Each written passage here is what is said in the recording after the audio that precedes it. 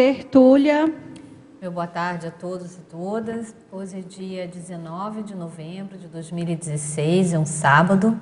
Nosso verbete é de número 3.942, com 6 páginas, 47 elogias e 15 máximos. O tema, Educação de Mercado, da especialidade Pedagogiologia, e o autor do verbete, professor Igor Martins, nosso verbetógrafo já veterano. O professor Igor, ele é graduando em Engenharia Mecânica, é voluntário da Conscienciologia desde 2014, docente da Conscienciologia desde 2014 também e tenepsista desde 2015. A educação de mercado é o ato ou efeito da aplicação de métodos próprios para transformar o conhecimento em produto mercantil, comprometendo as metodologias de ensino pelo sistema burocrático implementado, com o intuito de atender exclusivamente os interesses socioeconômicos vigentes. O holopensene pessoal do mercantilismo, os holopensenes alienantes, a alienação pensênica, a dispersão pensênica, o holopensene dos cursinhos pré-vestibular, o holopensene da juventude, o holopensene universitário, nem sempre mental somático. A educação populista, a fossilização do mental soma das consciências patrocinada pela educação profissionalizante, a ausência de profundidade nas abordagens dos professores, o estresse da sala de aula, o ansiosismo juvenil, a tensão pré-prova, o aulão pré-prova, o conhecimento superficial exigido nos exames, os debates pós-prova entre os estudantes, os programas de monitoria, o Ministério da Educação e Cultura, o Exame Nacional do Ensino Médio, os concursos públicos, a conduta repressora dos professores, pedagogos e inspetores escolares, o autoritarismo escolar, as chantagens emocionais dos educadores, o modelo rígido da educação, a intelectualidade baratrosférica, os cientistas artistas, as lavagens cerebrais, o plágio acadêmico, a verbação docente inibida pela didática padronizada.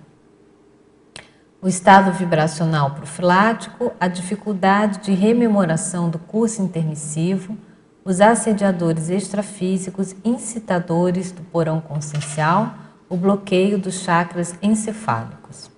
A divisão do detalhismo, o professor Igor demonstra uma consistência conteudística do tema neste verbete, através da composição de 24 sessões.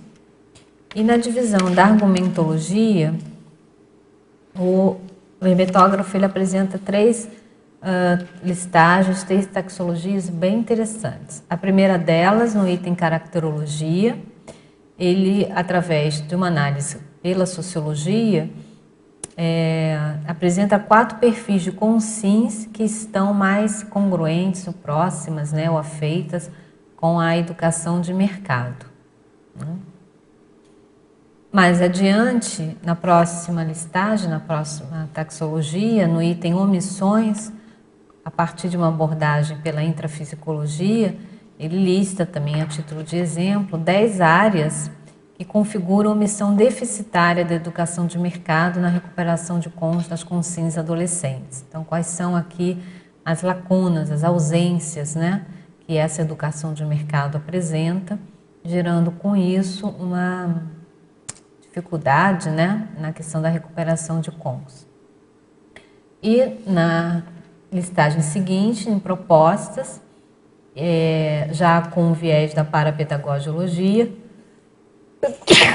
perdão, ele traz então 10 áreas a serem propostas pelas futuras gerações na educação humana, considerando aqui a prioridade na evolução consciencial e também a disseminação dos cursos intermissivos na para-humanidade. Então, seriam temáticas, né, ou áreas a serem abordadas, né, na educação, fazendo um contraponto à educação de mercado. Na seção Remissiologia, dos 15 verbetes apresentados, nós destacamos Antidoutrinação, Aula de Conscienciologia, Educação Infinita, Massa Assimiladora e Professor Intermissivista. A educação de mercado restringe o sistema pedagógico à burocracia e ao mercantilismo, desfavorecendo oportunidades de reeducação cosmoética às consciências jovens ressomadas. Você identifica as deficiências da educação de mercado? Reconhece a necessidade de mudanças? Como está contribuindo para melhorar tal quadro? A filmografia específica traz 2 referências, a bibliografia específica traz 7 referências e a webgrafia específica 1 referência. Partindo agora para a mega-análise realizada pela equipe de voluntários da Enciclosapiens, eles destacaram aula, ensino, escolar, revisão, didática, diploma, aprender, professor, sociologia, comercial, reeducação, monetarista, culturologia, autocognição, memorização, autoritarismo, conhecimento, pedagogiologia, intrafisicologia, intelectualidade. Muito bom, Igor. Muito bom o seu tema. Acho que está bem atual aí, né? Com todas essas questões cotidianas que a gente está vendo relacionadas à educação, relacionadas à pedagogia. Conta pra gente como é que foi a sua inspiração, sua motivação para fazer esse verbete. Boa tarde a todos. Então, a minha inspiração foi... Na verdade, comecei a escrever no ano passado. Foi no início do ano passado, se não me engano. No final do ano passado, quer dizer. Mas não tem muito a ver com esse contexto atual. Não tinha muito a ver com esse contexto atual que está acontecendo agora no Brasil, principalmente, né? Era mais a ver com o meu histórico inserido nessa cultura de educação de mercado. Então, eu vivi esse processo, né, vestibular, o estresse, eu percebia como isso funcionava durante as metodologias de ensino na sala de aula, como isso contaminava o processo educacional em si, como isso me influenciou bastante no meu processo de educação pessoal também, na minha autoeducação. E eu sempre tive uma visão muito crítica em relação a esse tipo de cultura, né? Então, a ideia foi colocar minhas ideias no papel, né, a respeito dessa questão que já sempre me incomodou bastante desde que eu era mais adolescente, com 13, 14 anos. Então, nada mais é do que trazer um pouco agora, divulgar, né, experimentar, vir aqui, defender o verbete, né, ver como é que a gente pode discutir essa situação para ver se eu consigo, inclusive, também compreender melhor esse contexto todo. Muito bom. Você vivenciou essa questão, você foi vítima, vamos assim dizer, dessa educação de mercado, é isso? Não diria vítima, porque essa coisa de vitimização não é muito bom, né? Vítima no sentido de que você passou por isso. Passei, né? por isso. E eu percebi também que eu tinha alguns traços que reforçaram essa condição de situação mais nosográfica, assim. E aí isso mexia muito comigo. Eu tinha uma condição muito de ficar preocupado em passar na prova, passar não sei o quê, e isso entrava sempre em conflito, porque eu gostava mais de estudar do que ficar tendo que cumprir as obrigações curriculares, né? Certo. Então isso sempre me gerou muito conflito. Então estudar um pouco isso também agora pode me ajudar também a compreender melhor essa condição, para eu também parar de repente na próxima vida, ou então mais para frente, alguma situação que eu tenho que passar novamente por essa condição, eu consigo sobreparar mais essa condição. Então vamos às perguntas aqui, Igor. Na definologia, né, que está na página 14, a Télia Tertuliana do Rio de Janeiro faz a seguinte ponderação aqui. Poderia fazer um contraponto entre a definição apresentada no verbete e o fato de que as melhores escolas no país são privadas, assim como as mais conceituadas universidades americanas? Pela definição do verbete, subentende-se que a escola pública seria superior. No entanto, no que vemos de uma maneira geral na rede pública do país, em maior grau na educação escolar e em menor grau na universitária, são professores mal remunerados e mal preparados, infraestrutura sofrível e inculcações ideológicas. Poderia comentar? Sim. Então, eu vou tentar ler de novo a definição aqui. Vamos lá ler, então. E só para fazer esse entendimento melhor. Então, a educação de mercado é o ato ou o efeito da aplicação de métodos próprios para transformar o conhecimento em produto mercantil. Então, a definição em si já mostra que é uma metodologia que é implementada em si, não necessariamente se a escola é privada ou a escola é pública, não entro nesse mérito aqui para discutir essa condição, mas ensina como você trabalha a educação, como ela é fundamentada. Então, tanto na escola pública quanto na escola privada isso acontece, porque existe uma grade curricular pré-pronta, existe uma formatação pronta do que a pessoa tem que aprender, existe a metodologia arcaica tradicional que já é implementada na escola pública. Então, tanto a escola pública quanto a escola privada, isso não... A questão não é bem por aí, na minha opinião. Então, qual que é a ideia? Eu concordo com ela em relação a isso também, que de fato existem escolas privadas e escolas privadas têm um rendimento melhor, sim, né? A Universidade Americana também pode ter um rendimento melhor. Agora, o ponto que a gente tem que avaliar aqui, discutir, é como esse processo do mercado em si, da cultura capitalista, do excesso da cultura capitalista, pode contaminar um pouco a condição do processo de educação da criança. E isso acaba ficando como prioridade em relação ao processo da pessoa se formar, ter cultura, desenvolver a cultura, o conhecimento. Então, o que eu quero discutir no verbete, a proposta do verbete em si, a gente tem que discutir essa condição.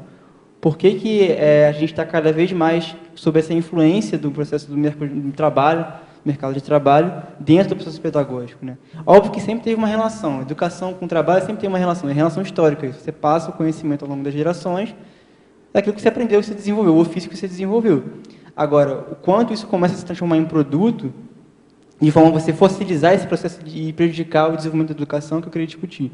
Por que a gente está com essa fossilização? Eu acho que tem uma frase aqui, né, na sua definologia, que essa talvez seja a síntese, né, da ideia que você quer trazer, do debate que você quer, que você está propondo, né, ser feito, que é nesse sentido de transformar o conhecimento em produto mercantil, né? Então, é você mercantilizar o conhecimento em detrimento à proposta do conhecimento em si, que é justamente a melhoria, né, do ser humano, o desenvolvimento, né, do ser humano. Porque o que acontece? Quando você faz isso, você não só vai restringir o processo de educação para as pessoas que podem pagar melhor, né, porque isso pode acontecer. Então, a pessoa vai começar a cobrar o método que ela vai implementar, o método que ela faz com que a pessoa consiga passar no vestibular, passar no Enem. Então, agora vai lá, todo mundo começa a cobrar isso e você começa a ter esse tipo de condição. Como também você prejudica o próprio conhecimento e desenvolvimento da própria humanidade em si, da própria sociedade em desenvolvimento, porque você acaba colocando a educação como um critério para você ter uma demanda prática por trás. Então, eu quero ter mais dinheiro, quero ter uma boa profissão, então eu preciso passar para a universidade. Então, o estudante universitário pensa muito hoje assim, eu preciso dessa universidade aqui, passar, ganhar o diploma, que eu consigo com isso ter uma profissão digna, ganhar um bom salário, fazer um mestrado para poder ganhar um pouco mais de salário, e perde essa noção e a prioridade no próprio conhecimento, do desenvolvimento do conhecimento em si. Então, essa é a discussão, acho que mais séria que a gente pode pensar assim, porque conforme a gente consegue entrar nessa maré, a gente acaba dificultando um pouco a própria sociedade, a humanidade em si, de evoluir melhor, né? E trazendo um pouco para a questão consciencial, a gente pode pensar dessa forma também, como é que a gente pode ter essa limitação, né? Então, essa discussão acho que é mais importante a gente fazer. Ok. Então, respondendo aqui a teletertuliana, não está necessariamente voltada para a condição de serem instituições privadas ou públicas, não é isso? E ela pede para você comentar aqui, né, que a escola pública, ela entende-se que pela definição do seu verbete, a escola pública seria superior, enfim, não. Entretanto, aqui, pelo menos no país, está numa condição, né, de mal remuneração, professores mal preparados. Sim, concordo com ela em relação a isso. E só para a gente trazer, por exemplo, o Enem, né, as provas pré-vestibular, tudo é uma forma, o funcionário público também, as provas que as pessoas fazem no funcionário público, os concursos para fazer funcionário público, tudo são educação de mercado também. Você pega um conhecimento específico, você cobra aquele conhecimento, se a pessoa passar na prova, ela vai ter um emprego, um salário lá, tal. Então, essa motivação por estudar apenas para você ter um retorno financeiro, entrar no mercado, que eu chamo de educação de mercado. Estou entendendo. Quando a metodologia começa a ficar nessa condição. É meio obscuro. É bem interessante isso, né? Ou seja, você valorizar a educação, considerando prioritariamente o retorno financeiro que você vai ter, em detrimento do valor do conhecimento em si. Exatamente. É isso, né? E na página 15, Igor, em Fatologia, essa mesma teletertuliana pergunta: do que tem acompanhado desde que saí dos bancos escolares é que a exigência do Exame Nacional de Ensino Médio, o Enem, como única alternativa para muitas universidades públicas, tem agravado a competição e o modelo rígido de educação. Qual a opinião do verbetógrafo sobre o Enem? Então, o que eu percebi, assim, a questão política, vai entrar na questão política aqui também, a gente pode pensar. Mas o Enem, sem dúvida nenhuma, ele abaixou o nível de exigência para você entrar na universidade. Né? Isso é uma coisa que todo mundo pode constatar. Porque a ideia seria você conseguir fazer um exame unificado no Brasil inteiro para dar mais oportunidade de acesso à universidade para outras pessoas, às vezes pessoas de classes menos favorecidas, né? Que às vezes não têm condição de pagar uma preparação melhor para entrar na universidade, fazer o vestibular. Então, a ideia do Enem era muito você fazer essa unificação no Brasil inteiro para conseguir permitir o acesso à educação ou à universidade a várias diferentes classes sociais, vamos colocar assim. Só que um problema do Enem sério que a gente pode ver hoje é que é muito mais uma prova de resistência do que uma prova de teste do conhecimento da pessoa. Primeira coisa que a gente pode discutir. A segunda coisa, que o nível de exigência baixou. Quando você baixa o nível de exigência de conhecimento, por mais que a gente tenha a ideia de democratizar mais o processo, a gente tem que tomar cuidado para não ficar numa condição muito subnível. Porque senão você começa a ter problemas na própria universidade, de alunos que entram na universidade e não conseguem desenvolver o processo do conhecimento. Às vezes eles não conseguem nem ficar na universidade, às vezes acabam saindo. Eles não conseguem sustentar o processo. Né? A gente tem algumas pesquisas que falam de analfabetismo funcional de estudantes universitários. Tem uma série de condições acaba que você entra numa condição de a própria universidade fica em subnível, você não tem pesquisas de desenvolvimento, você acaba ficando numa universidade de imitação, você pega lá que a outra universidade fez e pega o sistema daquela universidade, você copia para a sua e faz aquela imitação do conhecimento, repete aquela mesma ideia, aquela mimese. Então, uma das ideias que eu tenho, assim, convictas em relação à universidade, é que você precisa ter uma universidade que produza um tipo de conhecimento também, pesquisas, se desenvolva tecnologia, ou aprofunde pesquisas mais sérias. Se a gente tem um sistema que está diminuindo esse nível de exigência de conhecimento, a gente vai ter notavelmente, consequentemente, um processo de defasagem nessa área, nesse aspecto. Aí a discussão, acho que mais séria, seria ver como é que você consegue fazer isso, né, mas mantendo um acesso à educação para pessoas de diversas condições. Então, vejo que, de repente, o próprio Enem foi uma condição que foi uma estratégia que o governo implementou para tentar fazer com que as pessoas, às vezes, que não tinham dinheiro para se preparar para poder entrar na universidade, fazer o vestibular bem, conseguissem entrar. Porém, se a gente pensar bem, será que não existe uma outra forma de você fazer isso para você conseguir não prejudicar o conhecimento e desenvolvimento da sociedade, mas você manter esse acesso à educação? Oferecendo educação gratuita, por exemplo, na universidade? Isso é uma outra ideia que a gente pode pensar. Oferecendo bolsas de estudo, né?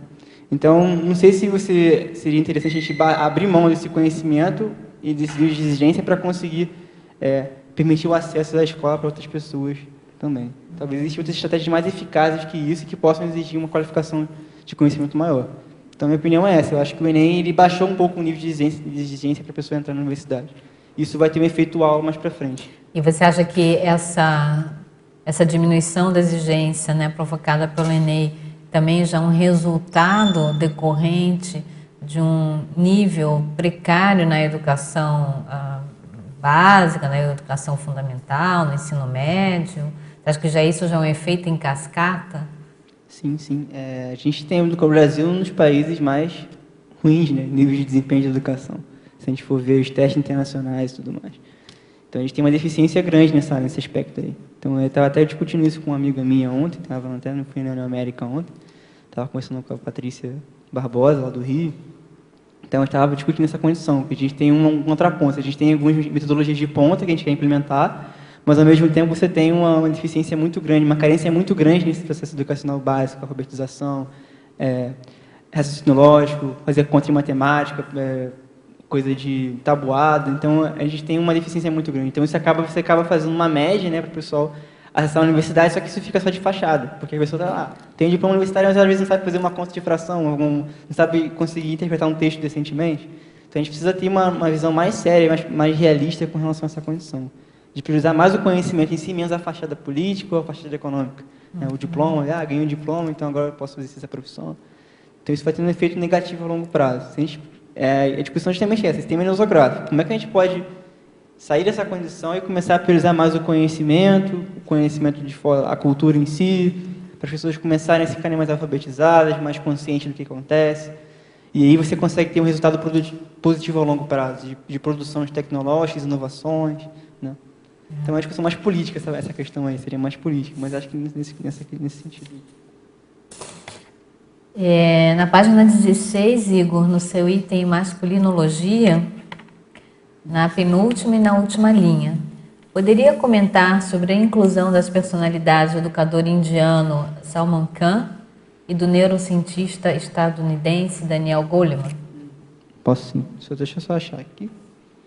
Está na página 16. O Salman Khan tem aquela ideia da Khan Academy, né? Está tendo a referência bibliográfica, eu coloquei. Eu li esse livro dele tem um tempo já. Então, é uma proposta de você atualizar um pouco mais os métodos de ensino, né, que ele propôs para a nova geração de agora. Então, as pessoas hoje em dia já têm existe uma mudança radical na sociedade devido às tecnologias, né?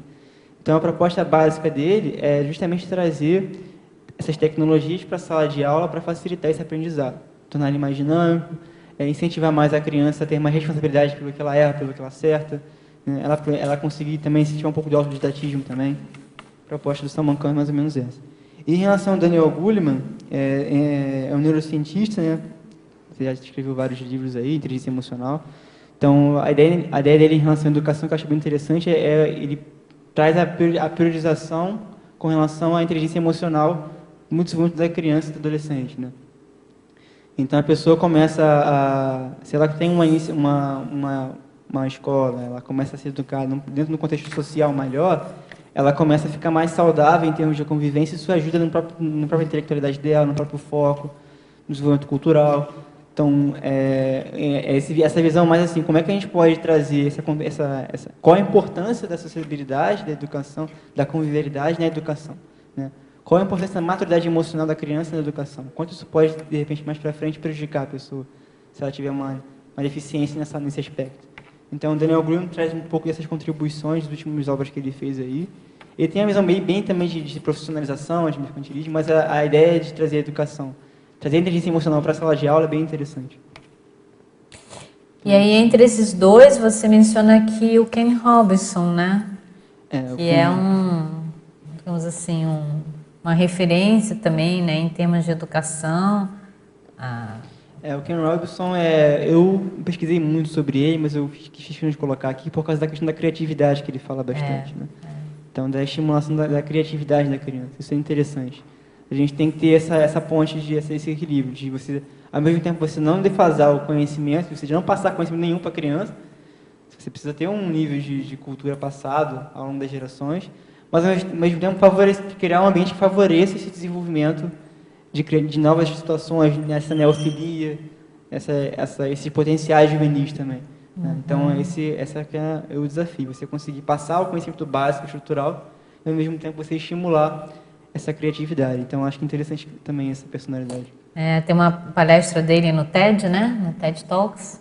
Eu acho que está entre as 20 ou as 10 palestras mais vistas, né? Ele é bem humorista também.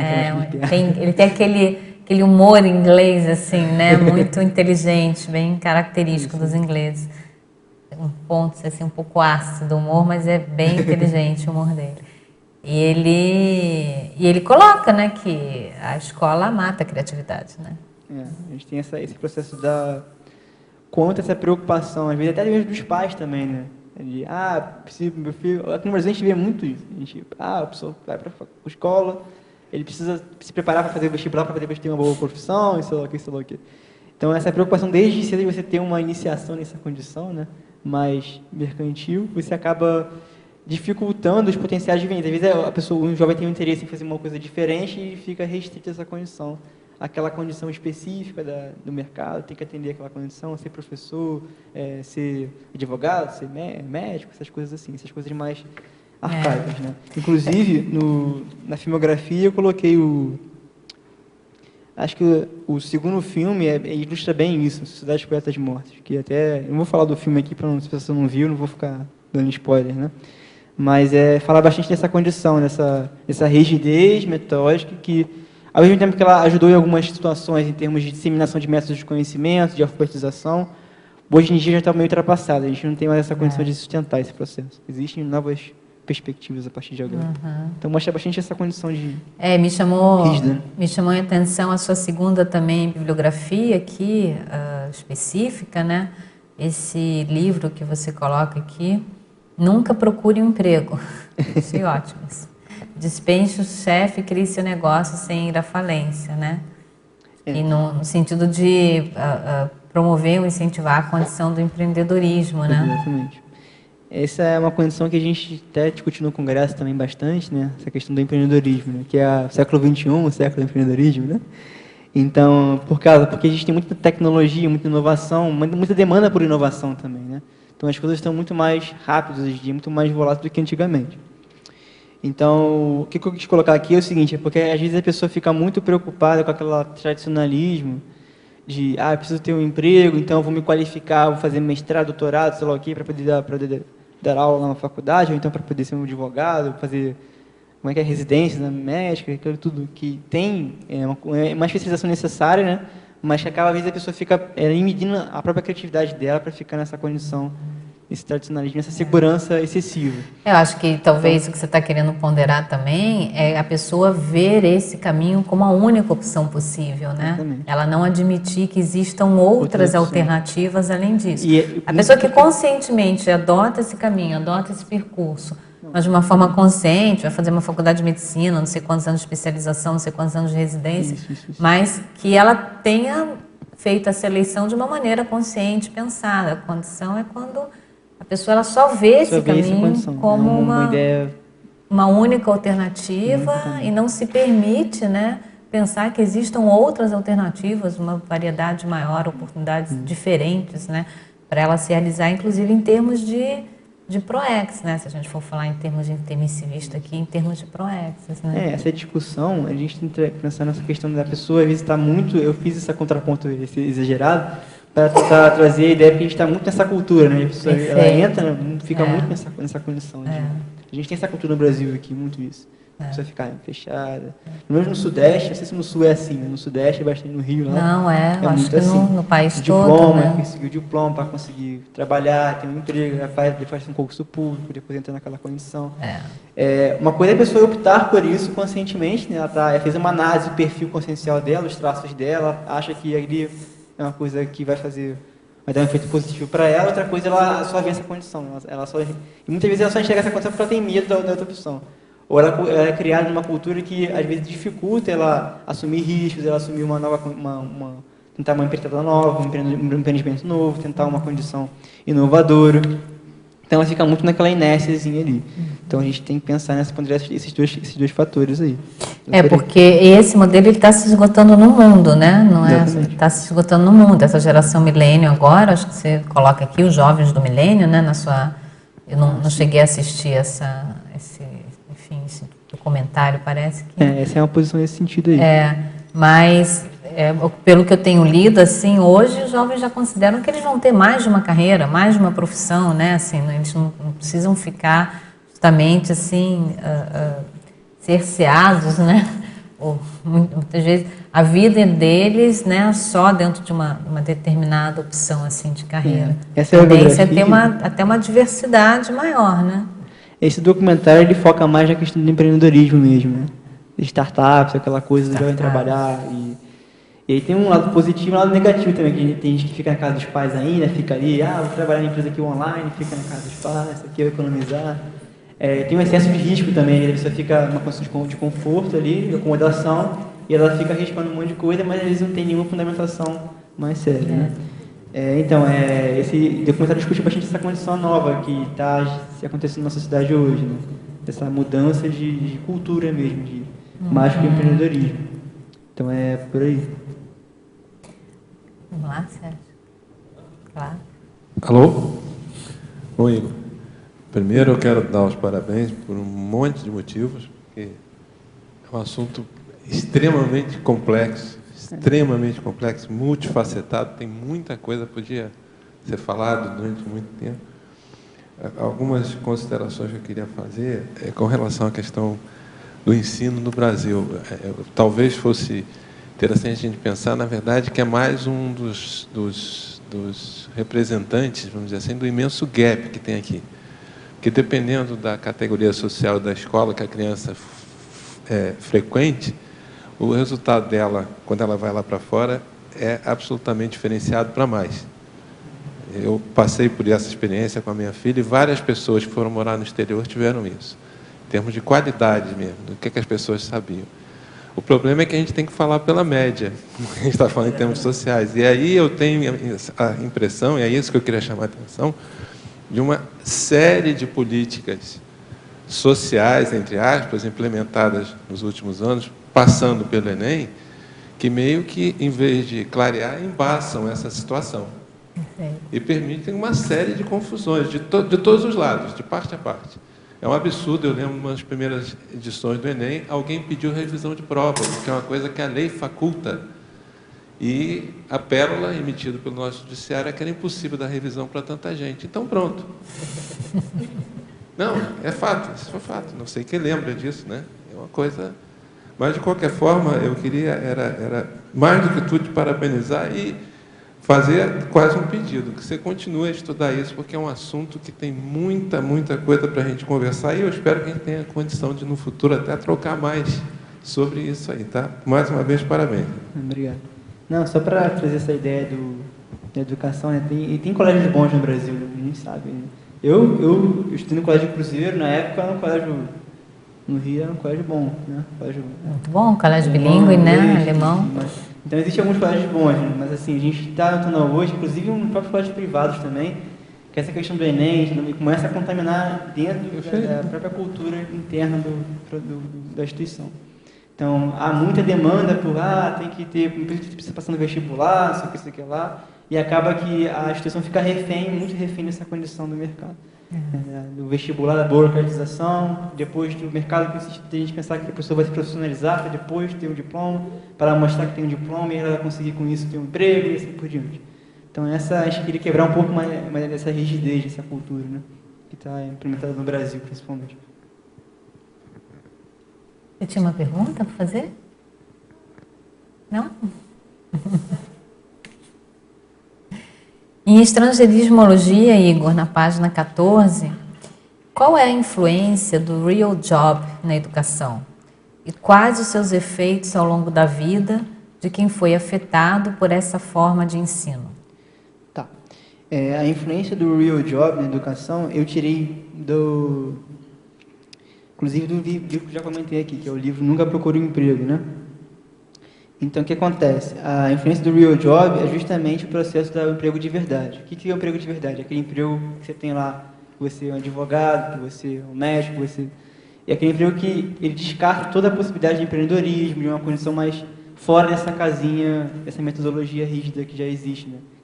Então, conforme você tem essa cultura do real job, né, entrando na educação, você começa a ter essa questão da burocratização dos diplomas, né, de você ter uma boa nota, ter um bom CR na universidade, só para você provar que você tem um conhecimento. Não é somente que você tem um conhecimento, você só prova que tem um conhecimento. Então, esse aqui é um grande diferencial. Você começa a conhecer mais as coisas quando você começa a aplicar, ver no dia a dia e consegue perceber que você sabe como resolver um problema, como você pode desenvolver um projeto. Mas o que a gente vê hoje na universidade, no colégio hoje em dia, é muito essa coisa de você provar que tem o conhecimento, não necessariamente você ter o conhecimento. Isso gera cultura de cola, cultura de estratégias de você decorar algumas matérias que você consegue passar de ano, né, passar na matéria na grade da faculdade. Então, esse é o prejuízo principal. Você começa a ter essa contaminação do real job, do mercado, que é um processo do real job, é muito da burocracia, de você mostrar que tem a carteira da OAB, ou mostrar que tem o CREA da engenharia, né? E sai um pouco dessa noção de como é que o indivíduo pode agir na sociedade sem ter muita regulamentação, sem ter muito controle governamental, né? Então, essa que é a ideia. É porque aqui na sua fatologia, no início da página 15 aqui da fatologia, você coloca, né? O aulão pré-prova, o conhecimento superficial exigido nos exames, né? Então, assim, parece que tem como foco prioritário, final, ou passar da prova, né? Ou conseguir o diploma, né? Ou ter um bom rendimento, né? E começam a surgir as estratégias, né? Ah, vamos decorar isso aqui, vamos fazer assim, a prova, assim. E a pessoa, o processo de educação que está ali por trás, às vezes aprender o raciocínio lógico, aprender uma coisa mais elementar, não tem. Às vezes até pula isso, né? Você só prova que você tem o conhecimento ali. Na hora que você vai testar raciocínio lógico da pessoa, a pessoa não tem. É só você aprender a fazer daquela forminha, daquele formato da prova. Então, existe muito isso hoje, né? É verdade. Na época que eu dava aula, os alunos, a gente fazia, às vezes, né, como você está falando, um exercício de revisão, assim, da matéria, e aí a gente dava a prova e os alunos falavam, professora, mas a prova está totalmente diferente do exercício que a senhora deu antes. Eu falei, mas é lógico? Tem que estar diferente. Mas como assim, professora? Está muito diferente. Eu falei, não, o conteúdo do exercício é o mesmo que está na prova. Não, professora, é tudo diferente. Então, assim, eu acho que se espera que se dê aquele exercício de revisão antes e aquela mesma formatação seja aplicada na prova, porque aí ele reconhece, sei lá, né, consegue responder meio melhor. Automático, né? Vem no automático, né? Pensar, na verdade, é uma coisa meio de cumplicidade, né? Embora o foco seja muito na parte docente, que é a que tem a responsabilidade pelo processo, o aluno acaba ocupando, muitas vezes, uma cumplicidade. É exatamente isso. A gente cansa de ver. Você faz uma pergunta diferente, muda o número da questão, a conta fica diferente, o cara diz que é outra coisa. Exatamente. Tem muita questão da cultura da cola, né? E essa cultura do professor, se você me avaliar bem, se o professor avalia bem a gente avalia bem ele. Se ele avalia a gente mal, a gente avalia ele mal. Então fica aquela competição de poder, né? Não sei se é o caso, mas eu acho que fica aquela coisa assim do professor que tem que fazer tudo previsível, como um funcionário do mercado, né? E o aluno é apenas um cara que vai lá e pegou o retorno. A gente tem a universidade, as instituições caça-níquel, você colocou aí a expressão, mas é aquela questão que o professor Everton e a professora fala muito. O mercado da educação é diferente, porque você compra banana e você não leva para casa. Você compra a banana e deixa a banana lá, você só pega só a nota fiscal. Então é uma coisa meio... Não encaixa a relação do mercado com a educação. É outro produto, outra relação. Outra lógica. Né? Por isso que é a crítica principal, né? Porque o mercado em serviço funciona para algumas coisas, mas para a educação, como é que a gente vai trabalhar nisso? Porque você constrói junto. Isso. Então, parabéns pelo verbete, realmente é um tema de gênio, abordagem também genial, parabenizo muito. E a gente tem aí a questão você ressaltou da competência, e a gente tem a pergunta que talvez a colega tivesse que fazer, é como a educação pública consegue se manter ainda competitiva no meio de um serviço público cheio de idiosincrasias, tanto no sentido de funcionários acomodados, como também uma série de controles, e ao mesmo tempo o mercado querendo acabar com a educação pública. Então a gente tem, é como se fosse um sanduíche. Então acho que tem muito mérito desse verbete aí, vamos ver se a gente debate mais. Na efeitologia, na terceira linha, tu põe ali no começo, o efeito da reurbanização extrafísica na pedagogia. Tu podia falar um pouco mais desse efeito e dessa crescente mudança no paradigma pedagógico que vem acontecendo de forma mundial, assim, né, que era o que acho que a Cristina estava falando antes, dessa esgotação dessa pedagogia tradicional e dessa necessidade de mudança, assim. Tu pode falar um pouco mais sobre isso? Tá bom. Então, eu coloquei aqui o efeito da reurbanização extrafísica na pedagogia. Aqui tem duas vertentes que a gente pode pensar. A gente pode pensar pelo lado positivo, que às vezes o processo da inovação, né, que vem acontecendo, você vê até mesmo inteligência atuando no mercado de trabalho, no dia a dia da universidade. A gente tem muito professor aqui da consultoria que atua na universidade também. Então, a gente tem esse efeito positivo dos professores que têm esse conhecimento maior do processo extrafísico e tudo mais, e conseguir com isso trazer um processo mais positivo para o médico dentro da educação, da pedagogia na SOCIM. Assim como também você tem cientista ressomando que tem mais essa noção, um pouquinho mais de maturidade para conseguir compreender melhor aquela condição, e ele fica menos sujeito àqueles processos. E a outra vertente seria o processo das congéis ressomando também, né? Então, até que ponto as congéis ressomando, você pode ter, às vezes, um professor que é congel e tem os valores lá meio fora da casinha, você vê lá gente vê alguns vídeos na internet sobre isso aí, que acontece bastante isso, né? Você vê, tem a questão do porão consciencial aparecendo muito nas escolas hoje em dia, muito exacerbado o processo do porão consciencial. Então, essa Reurbex a gente tem que pensar de uma forma mais ampla, tanto dos aspectos positivos quanto dos aspectos negativos.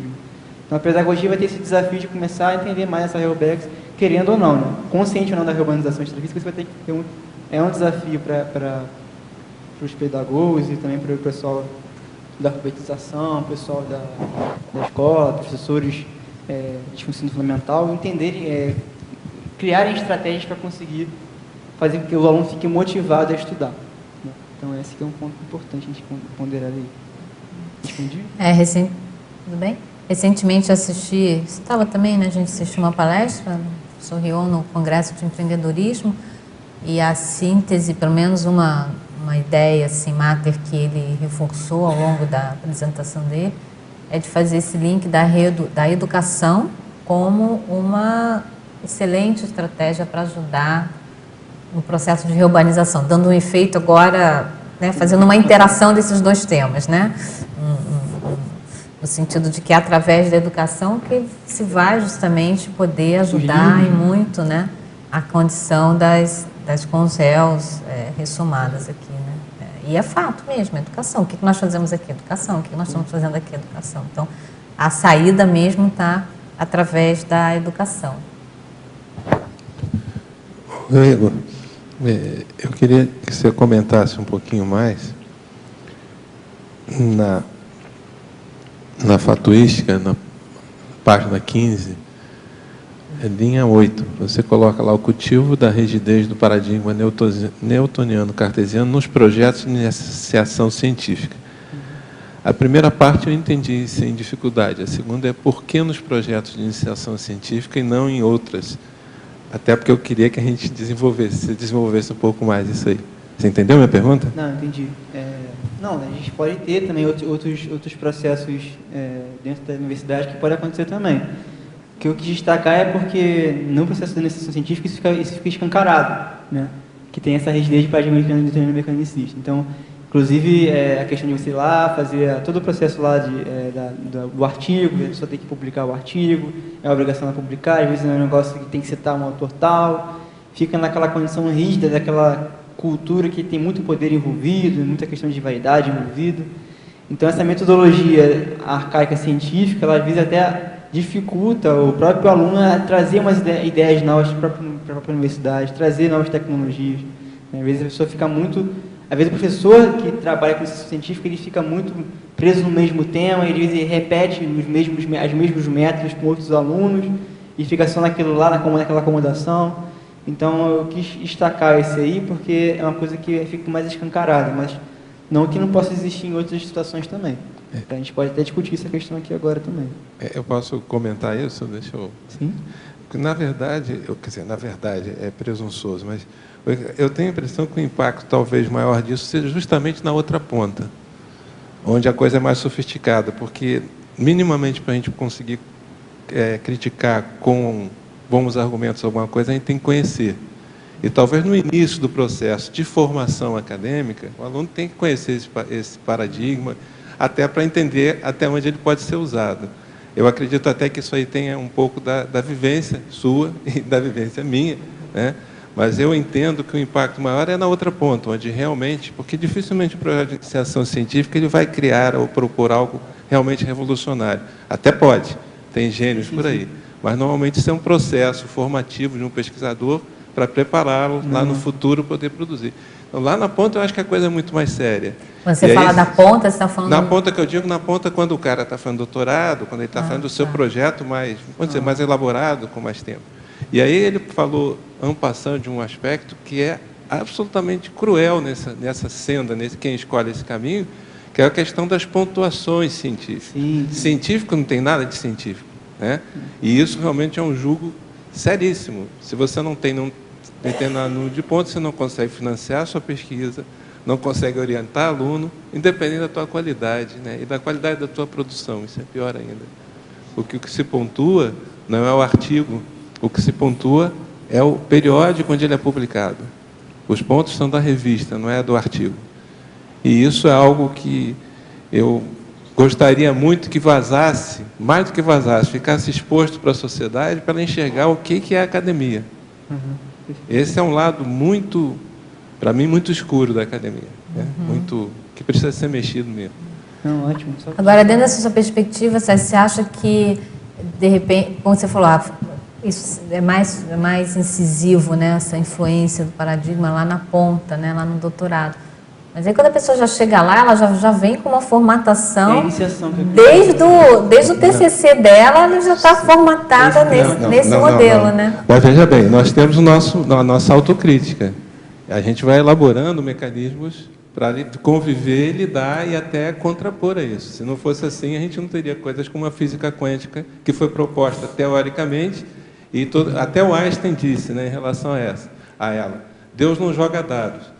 Só que tudo que a física quântica propôs vai sendo provado cada vez que a tecnologia permite isso.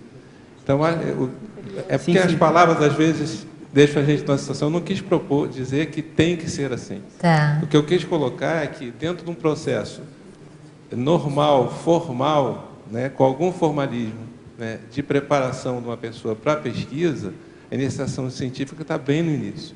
E talvez o impacto desse paradigma que é anunciado aqui não seja tão forte, embora seja mais abrangente, que é muito mais gente. Você vai ter uma base maior, uma né? base maior do que lá na ponta. É só esse tá comentário. certo. Na verdade, é só um convite à discussão, né? Claro. Conversa. Acho bom a gente discutir isso aí. Deixa eu só... que eu vejo assim, só para entender. Eu quis chamar a atenção para a iniciação mesmo, porque a pessoa começa desde nova a entender aquela condição e ela acha que aquilo é a única coisa que existe para desenvolver o conhecimento dela, a pesquisa. Existe muito isso, né? A cultura da pessoa achar que pesquisa é só isso, essa é só dessa forma que eu vou fazer, só dessa maneira. Então, não que você não possa, você tem que descartar essa condição. Mas só existir esse caminho, só existir essa condição, por mais que seja interessante a gente pensar na padronização, no desenvolvimento do cultural de pesquisa científica e tecnológica, que se deve muito a isso, né? A gente tem que pensar também que existem outras possibilidades também no processo. E às vezes o aluno não conhece isso, porque ele já está acostumado existe essa acomodação, vamos colocar assim, desses métodos sendo passados de geração em geração e fica naquela condição ali, meio inércia, aquela inércia. Então o aluno chega lá, ele vai estar acostumado àquela condição e segue para a próxima, vem um outro, a mesma coisa, e não desenvolve o método, você não qualifica o método também. Então isso prejudica um pouco. E só para destacar que isso acontece mais, eu vejo mais no Brasil, assim, eu vejo, sei lá, essas instituições de ponta que desenvolvem tecnologia mais forte, MIT, aquelas coisas lá dos Estados Unidos e tudo mais, você tem várias mudanças que vêm acontecendo ao longo do tempo aí. Se pegar na década de 50 para cá, você teve várias mudanças, inclusive nos métodos e tudo mais que eles implementam. Mas aqui no Brasil isso é muito forte, eu vejo assim. Essa coisa de você, aquela coisa da mimética, você imita aquela condição. Vamos pegar esse método, colocar aqui, mas a cultura é diferente, a forma de pensar é diferente, as pessoas ficam imitando aquela condição. Isso vai deixando a consciência cada vez mais robotizada naquele processo. Eu tenho amigos que ficaram assim, conheço muitos amigos assim, que entraram na iniciação científica e ficaram lá e ficaram só preocupados com isso. A pessoa só tem aquela forma de, na hora que ela vai pesquisar alguma coisa, ela vai estudar alguma coisa, ela pensa daquela forma. Ela não consegue quebrar essa maneira, esse modus operandi. Então, ela fica refém, né, também desse processo, né? Exatamente. E aí, para a pessoa, né, eu acho que é isso que o Sérgio também está trazendo, para ele poder seguir uma carreira acadêmica, fica refém de uma série de mecanismos burocráticos, de pontuação e de, enfim, publicações. Isso. Até tem um exemplo, o próprio verbete, ele tem uma forma, mas ele não engessa a pessoa, nem deixa a pessoa estagnada. Já essa forma, é uma forma de pensar e de se comportar, né? Eu acho que o verbete é um bom exemplo do que seria ser feito, mas não de maneira engessada, de maneira... O problema é quando o próprio conhecimento que você quer desenvolver, ele está refém da metodologia. Então, a academia hoje é muito assim, é tudo refém daquilo lá. Isso aqui não pode. Aquela coisa, para que a gente pode trazer essa ideia. Não pode, porque não tem a ver. Vamos ficar só nisso aqui, né? Então, quando o conhecimento que você quer desenvolver, ele fica subordinado ao teu método, ao teu paradigma, lá, você fica naquela condição de estagnação. E cada vez mais acadêmicos muito especializados, né? E aí o nicho de pesquisa deles fica muito restrito. Então a pessoa se especializa em um determinado tema e fica muito difícil até para ele sair, né, daquela... Fica até difícil dele sair daquela condição para poder ajudar outros alunos, né? Enfim, Sim. orientando-os e tudo. Tem professores que conhecem muito, sabem muito do tema, mas eles não conseguem passar o conhecimento Isso, também. Então, o que chama a atenção nem é que a pessoa fica especialista em alguma coisa. Isso aí acaba, todo mundo vai acabar sendo especialista, né? A própria Consciologia tem essa coisa também de especialização. Mas é quando você fica, essa especialização está subordinada àquela metodologia. Então a pessoa fica dando voltas em torno daquele mesmo método lá. Então, naquela mesma forma de agir, de pensar. Então, essa forma de pensar específica, rígida, restrita, metódica, atrapalha um pouco o desenvolvimento da própria educação na universidade e as inovações de as ideias novas, inovações tecnológicas e tudo mais. Além do que a pesquisa participativa é um tabu, né? Esse modelo de pesquisa participante, isso tudo que a gente pratica aqui na Conscienciologia, isso não é prevalente, né? concebível na ciência convencional. Cris, eu só queria contribuir. Eu não sei se você assistiu o filme O Homem que Viu o Infinito, que conta a história do indiano Ramanujan. Você já viu, Igor? Não, ainda não vi, não. Ah, vale a pena, Igor. É bem interessante. Muito bem lembrado essa sua referência. Esse filme, ele não faz a academia, né? Ele não estudou, na verdade, e ele acaba sendo um gênio da matemática. E todos os conflitos que ele vive para poder até ser reconhecido é bastante interessante. Acho que tem a ver com o que a gente está falando aqui. Vale a pena. Esse filme, ele exemplifica... O Homem que Viu o Infinito. É baseado numa história real, né? Baseado em casos reais. Muito bom. Dentro ainda disso, Sérgio? Não? Tudo bem? Em Fatologia, na página 15, Igor, na 9ª e na 10ª linha. Onde iremos parar com o descaso pela gramática, os erros ortográficos dos docentes e com a falta do hábito de escrever da nossa juventude habituada a só digitar? Como reverter o analfabetismo funcional da maioria da nossa população já tão sofrida e desinformada? Essa é uma pergunta meio difícil. Eu não tenho a solução assim, imediata para te dizer. Né? A gente tem que começar, acho que, qualificando as pessoas. Né? Você vai qualificando os professores, principalmente. Então, existe assim, essa preocupação em qualificação docente. Então, tanto o cara que vai dar aula no ensino fundamental, no ensino médio, quanto o professor universitário. Então, a gente tem que preocupar, fazer políticas que possam qualificar os docentes, né? Para eles terem conteúdo para passar para os alunos. Tem muito docente que às vezes não tem nem conteúdo. Né? Ele fala bem, mas ele não tem muito conteúdo. Então, a gente precisa ter essa preocupação maior. Como é que você profissionaliza os professores? Né? Profissionalização docente. Então, acho que esse seria um caminho. Agora, como fazer isso no Brasil inteiro, no mundo inteiro, acho, não sei dizer ainda. É uma coisa meio complicada. Alguns países que despontam, né, nos índices aí oficiais mundiais em termos de educação, é isso que você falou, né? Uma das abordagens é justamente essa, esse desponte, né, nos índices de educação para poder justamente no sentido de que investiram nos professores, né? Valorizaram os professores, investiram nos professores. A gente estava assistindo a palestra lá do seu xará, né, no Congresso de Empreendedorismo, trazendo algumas experiências colhidas lá na Finlândia. É um investimento maciço, fortíssimo nos professores, em todos os níveis, desde o nível que hoje nosso aqui é o fundamental, né, até o médio e tudo mais. Você quer perguntar? É só um comentário, Igor. Existem projetos no Brasil, sim, para qualificação docente, inclusive de nível primeiro e segundo grau, com estímulo a que eles façam curso de graduação. Agora, como a gente está no Brasil, existe uma diferença, né, da proposta e da implantação. Isso é uma regra que a gente vive. Agora, só para situar, essa questão está sendo colocada, e para reforçar o comentário da Aracaki, os países que no pós-guerra investiram pesadamente, os países da Ásia, os antigos, até 20 anos atrás, chamados de tigres asiáticos, né? Eles investiram pesadamente na educação básica. Eu achei engraçado, no outro dia, me permita esse comentário, passou no Jornal Nacional uma situação da polícia japonesa, e esse ano passado, eles tiveram 5 homicídios por arma de fogo no país. Olha, dá vontade de desligar a televisão e entrar embaixo da mesa, né? Porque não é à toa, não é por causa de polícia, tem toda uma coisa. Mas é toda uma questão cultural, né? Tem uma base cultural, modo da cultura japonesa pensar é muito diferente aqui da nossa ocidental, né, de um modo geral, assim. Cristina, Outra coisa. Só completando essa questão, as pessoas têm a noção assim de que saiu da universidade, né, fez a graduação, já aprendeu tudo que tinha que aprender, né? E o aluno também, muitas vezes, se conforma só com aquilo que recebe do professor. E a realidade é o seguinte: se você quer realmente aprofundar, aprender, você tem que ser autodidata, você tem que fazer a sua parte, né? Ninguém coloca nada na cabeça de ninguém, não vai aprender por você, né? Então, a pessoa aprender a estudar, né? A ser autodidata, aprofundar o assunto, mesmo sendo já graduado, né? Um professor que sai da universidade, ele não quer dizer que ele saiba. Muitas vezes ele ali está cheio de dúvidas. Ali é que é o momento dele entrar para estudar, né?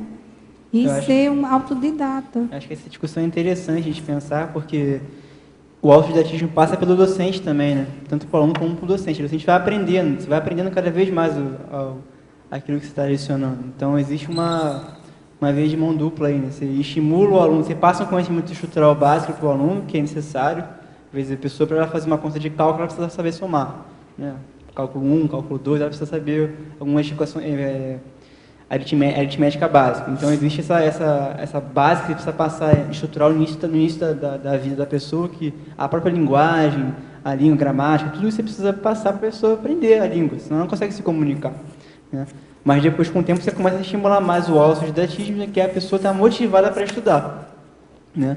E isso vai tanto por parte do docente, que ele aprende muito dando aula também, como também por parte do aluno. Então, essa cultura do autodidatismo é muito interessante, você falou aí.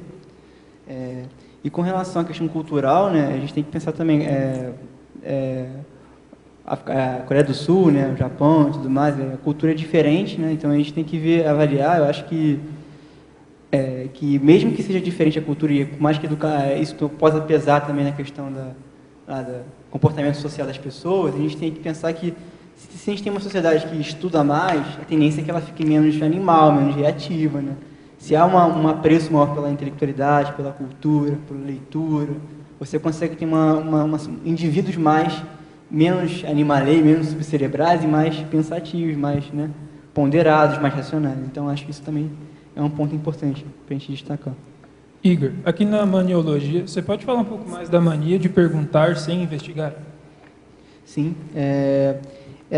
Isso tem muito a ver com o imediatismo, né? Você querer a resposta pronta. Eu preciso passar nessa prova, então eu quero saber o que é isso para depois botar aqui, decorar essa informação e colocar e passar na prova e fazer. Então, às vezes, você precisa, dentro de um contexto de sala de aula, você tem uma série de conhecimentos que, às vezes, você parar para pensar naquele assunto, é mais benéfico para você, por mais que você perca tempo naquilo, você precisa perder 1 hora pensando naquilo, para resolver um problema de engenharia, para compreender uma lógica, um conceito fundamental da medicina, sei lá. Então, você vai perder um pouco de tempo naquilo, mas aquilo vai te gerar muito benefício futuro, porque você vai começar a ter um estresse mental saudável, de você procurar, pesquisar, ver a solução. Isso vai te estimular mais o teu cérebro, entendeu? E, às vezes, a pessoa fica muito naquela questão do imediativo, de querer só as informações prontas para ela conseguir, depois, passar essas informações, vomitar essas informações na prova, né? E com isso ela tem a aprovação dela, ela tem o diploma dela e tudo mais. Então, a gente precisa discutir essa condição. Essa mania é uma coisa exacerbada da pessoa, né? Às vezes é bom ela ponderar um pouco mais antes de perguntar imediatamente. Às vezes o ganho que ela vai ter vai ser maior se ela fazer uma introspecção. Vamos continuar na página 16, Igor. Logo abaixo da mania tem a mitologia. E aí estão pedindo aqui para você aprofundar sobre esses itens que estão na mitologia. Os 3, tá. Uhum. Então, o mito da profissão definir o ser é aquela coisa que a gente pensar que a pessoa se forma em medicina, então ela é médico. Então, eu sou médico. Então, ela se define dessa forma, né? Então, a gente vive na sociedade hoje, se pergunta o que você é, a pessoa se define como naquela condição. Eu sou médico, eu sou sei o quê, sei o quê. Então, a profissão acaba entrando na própria concepção do indivíduo em si. Ele já é a profissão dele em si. Então, isso é verdade. Se por algum acaso alguma pessoa tem dificuldades na profissão ou precisa mudar de profissão, ela não concebe isso, né? Fica mais difícil, né? Fica mais difícil ela ter essa neofilia, né? Porque a gente tem que pensar que a gente é uma consciência, tem várias, eu já fui médico, já fui engenheiro, já fui isso aqui. Então, por que você vai se definir como só uma condição, né? Trazendo um paradigma consciencial. E em relação ao mito do emprego de verdade, que já falou do real job, tem a ver com isso, né? Que é o processo da pessoa achar que emprego de verdade é a pessoa achar que só é possível ter um emprego ou viver bem ou com conforto ou sem conflito se você tiver lá a profissão tradicional, o advogado, o seu médico, então empreendedorismo não pode, porque se você gerar estresse é ruim, você não pode trazer essa ideia. Tem que ser um emprego de verdade. Muita justiça social tem a ver um pouco com o que a gente estava comentando antes, em relação a você querer fazer justiça social, né? Você querer trazer uma concepção nova de sociedade, mas sem estudar os problemas reais da sociedade. E se você ficar pensando numa condição ideal de sociedade, sem perceber quais são as soluções práticas reais que a gente pode trazer, né? E às vezes a pessoa quer, a gente vê muito isso na política, a pessoa às vezes quer trazer aquela concepção de sociedade justa que ela tem para impor no programa político dela, na metodologia que ela quer fazer. Então, isso é muito justiça social, porque justiça social você não se faz dessa forma, você traz a ideia político, né? Mas se faz a partir do momento que você consegue compreender melhor os problemas reais, factuais, concretos da sociedade, e você começa a propor soluções a partir dessa compreensão. Dentro da educação de mercado é o que a gente está tentando fazer aqui hoje, né? Tentando estudar como é que funciona essa parte nosográfica da educação e para tentar trazer algumas soluções para esse processo. E pede também para você comentar, expandir a frase enfática. Tá. Seria bom você ler a sua frase enfática. Vou dar uma olhadinha aqui. Então, a educação de mercado restringe o sistema pedagógico à burocracia e ao mercantilismo, desfavorecendo a oportunidade de reeducação cosmoética às consciências jovens ressomadas. Então, basicamente, é aquela coisa de você restringir o conhecimento à cultura mercadológica. Qual é o instrumento que você faz isso? A burocracia. Você usa as provas, aquela coisa passada de ano, o boletim, para você fazer essa burocracia, esse controle. E essa burocracia fica refém do mercado.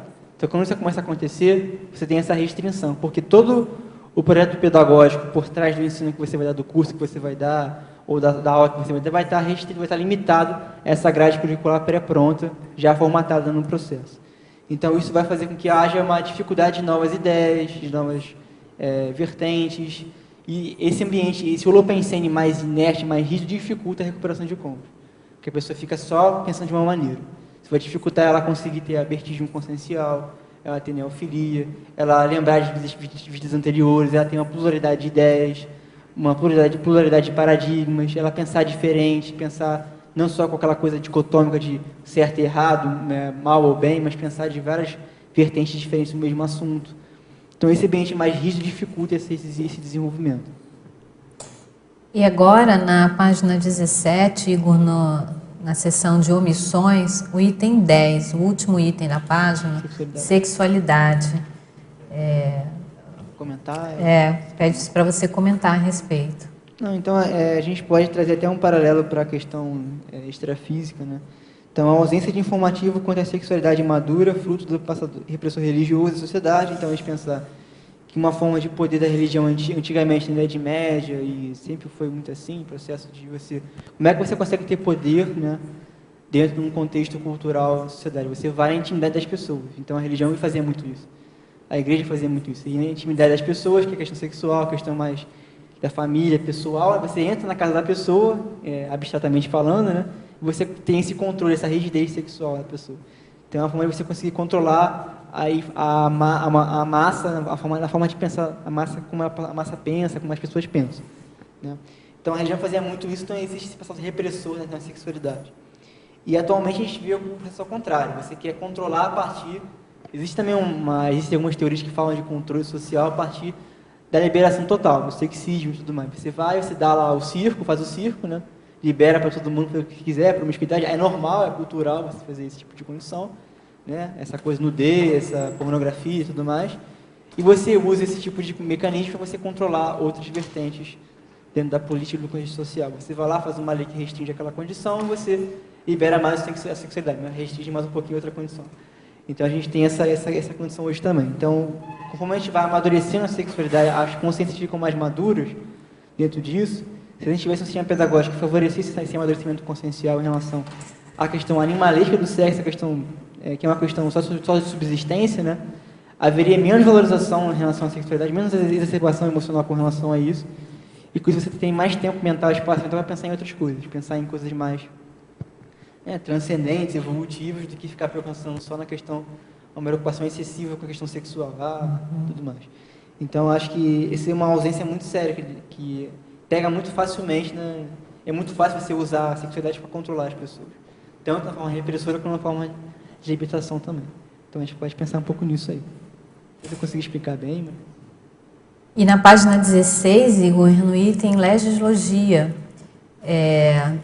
há uma pergunta para você expandir sobre o Estatuto da Criança e do Adolescente e relacionar o tema do verbete. Tá. Eu estudei sobre isso quando estava no colégio. Então, não vou lembrar de todos os detalhes, assim, mas que basicamente, o Estatuto da Criança e do Adolescente, você cria uma norma, um conjunto de leis que o governo criou, né, que o Estado criou para conseguir fazer com que a criança tenha os seus direitos, não tenha os seus direitos violados, né? Então, você preserva a sanidade infantil, né, adolescente. Então, a gente tem que pensar como é que a gente relaciona com isso com a educação de mercado. A gente pode pensar assim, que uma forma de você conseguir desenvolver o processo de educação, você garantir esse de educação, usando, por exemplo, o ECA é capaz de fazer isso, de garantir de educação. Mas que educação é essa que a criança vai ter quando ela começar a entrar na escola? Então, essa é a discussão do verbete. Então, a relação é essa. O ECA ele tem um impacto na educação porque ele garante esses direitos à criança. Só que a educação que ela está trabalhando, que ela está recebendo, a gente quer discutir, a gente quer qualificar isso. Como é que a gente pode qualificar essa condição? Né? Para, de fato, ter uma educação efetiva, uma coisa que a sociedade melhore de forma geral. Então, essa é a relação principal com o tema do verbete. Ok, muito bom.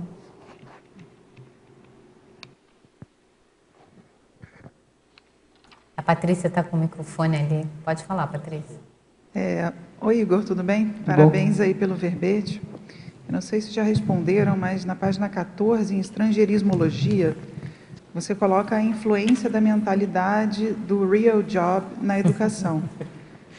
Já foi comentado? Não, mas eu acho que vale a pena, porque eu acho que essa expressão é importante, né? Pegou, né? Fica aí esse critério. Eu tirei essa expressão real job do livro que está aqui atrás, em bibliografia, que é o Nunca Procure um Emprego de Verdade. Nunca Procure um Emprego. Dispense seu chefe, crie o seu negócio sem ir à falência. Que é justamente a questão de você pensar muito na educação como um meio para você ter uma profissionalização. Então, é óbvio que isso tem uma relação. A educação e trabalho sempre teve uma relação. Agora, você restringir a educação apenas para esse meio específico, principalmente no ensino fundamental, ensino médio, na universidade é um pouco diferente, mas no ensino médio, ensino fundamental, você trazer essa cultura desde cedo, você dificulta a própria criatividade da criança, o desenvolvimento da criança, o cognitivo. A própria vontade e motivação dela por estudar fica menor, porque ela tem menos de vontade, ela se sente mais obrigada a estudar e tem menos de motivação para poder fazer aquilo.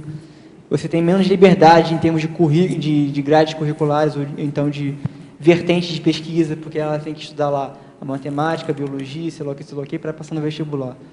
Então, essa mentalidade do real job, que traz a ideia de você ter um emprego de verdade, que é esse emprego com carteira, né, com OAB, CREA, sei lá o que, ela, entrando na educação, ela prejudica um pouco a própria cultura do empreendedorismo e a cultura da inovação em termos de conhecimento e pesquisa. Então, essa que é a abordagem que a gente fazer aqui. Porque é interessante, né, que se a gente for ver historicamente, você tinha o conhecimento, antigamente era o saber mais pelo saber, né? Era a questão das competências, das habilidades, da completude do ser humano.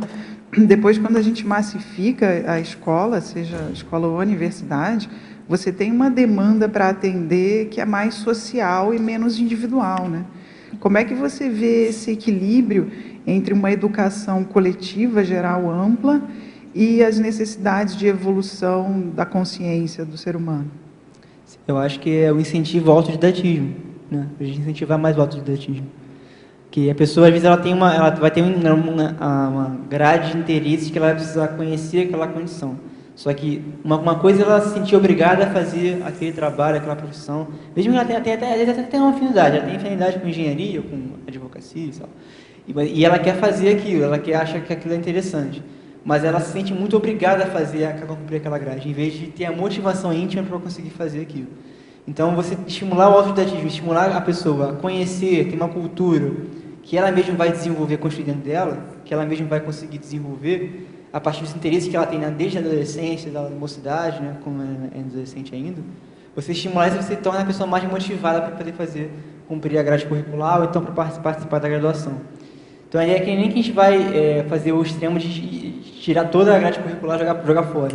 É que a forma como está sendo apresentada hoje é mais nosográfica do que neutra, né?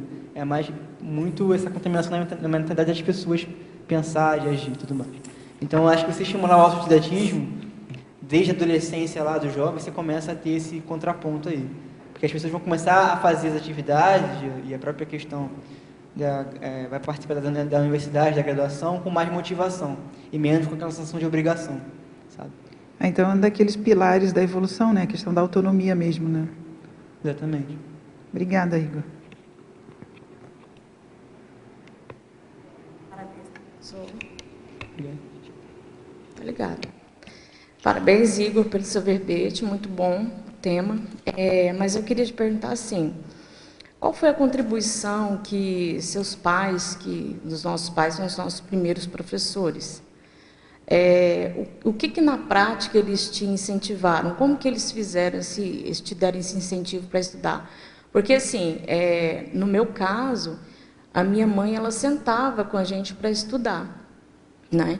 E existem muitas pessoas ainda que fazem isso, não deixa a criança sozinha estudando, então deixa lá um horário, ou seja, a sua auto-organização para os seus estudos. Como que você iniciou isso e se você levou isso para a faculdade, se você faz isso até hoje? Tá. Acho que tem uma questão que a gente precisa considerar aí, que é a questão da paradigma consciencial mesmo, né? Às vezes a consciência vem com aquele inato para ela. Então, ela tem umas ideias inatas que ela gosta de fazer aquilo, ela se acostuma com aquilo, ela gosta de estudar.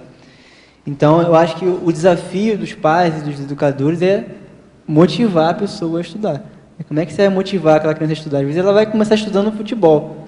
Ela começa a estudar futebol, daqui a pouco ela começa a estudar ela começa a ver outros campos de pesquisa, ela vai amadurecendo, ela começa a perceber outras situações. Então, no meu caso, eu estudei em uma escola alemã, no Colégio Cruzeiro, lá, é um colégio, aquele esquema prussiano e tudo mais, de alfabetização e tudo mais. E ele sempre puxava muito a gente a estudar as coisas, a desenvolver, a grade curricular extensa e tudo mais. Então, eu tinha motivação para algumas matérias, eu estudava, mas em relação aos meus pais era mais a questão de cobrança, boletim, isso aqui, né? Então, eu tinha aquela preocupação de você passar bem, né? Ter uma boa nota para conseguir passar de ano e tudo mais. Não acompanhava diretamente o estudo, o esquema do seu estudo, né? Quando eu estava no ensino fundamental, no ensino na primeira e segunda série, acho que minha mãe ajudava bastante a gente. Depois que eu fui para a quinta série, começou a mudar. Mas era muito assim. Então, eu tenho uma condição inata assim, de gostar de fazer isso, né? E teve o aporte de você ter uma escola que foi uma escola que ajuda, você favorece esse desenvolvimento. Então, comigo foi mais ou menos assim que funcionou. Então, acho que a gente tem que pensar assim, como é que a gente pode motivar a pessoa, né?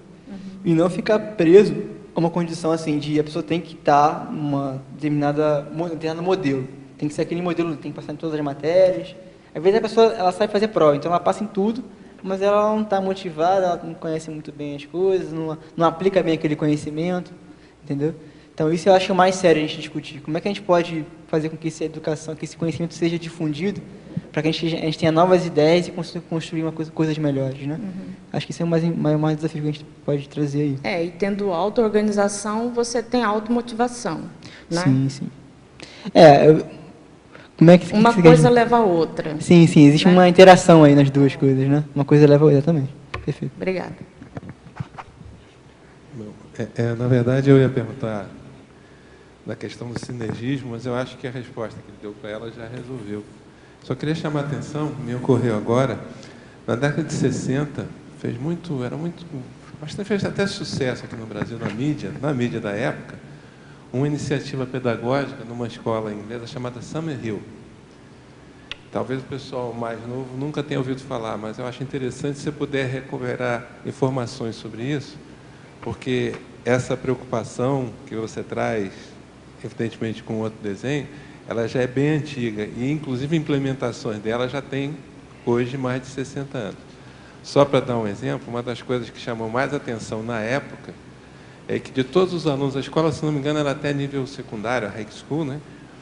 De todos os alunos que saíram de Summerhill, só 3 tinham escolhido fazer carreira militar. E os 3 foram ser pilotos, porque adoravam o avião. Eu acho que na época foi um padrão, um parâmetro para avaliar. Acho que vale a pena pesquisar, Igor, essa iniciativa, tá bom?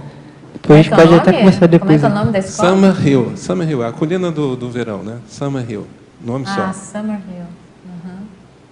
Não, legal.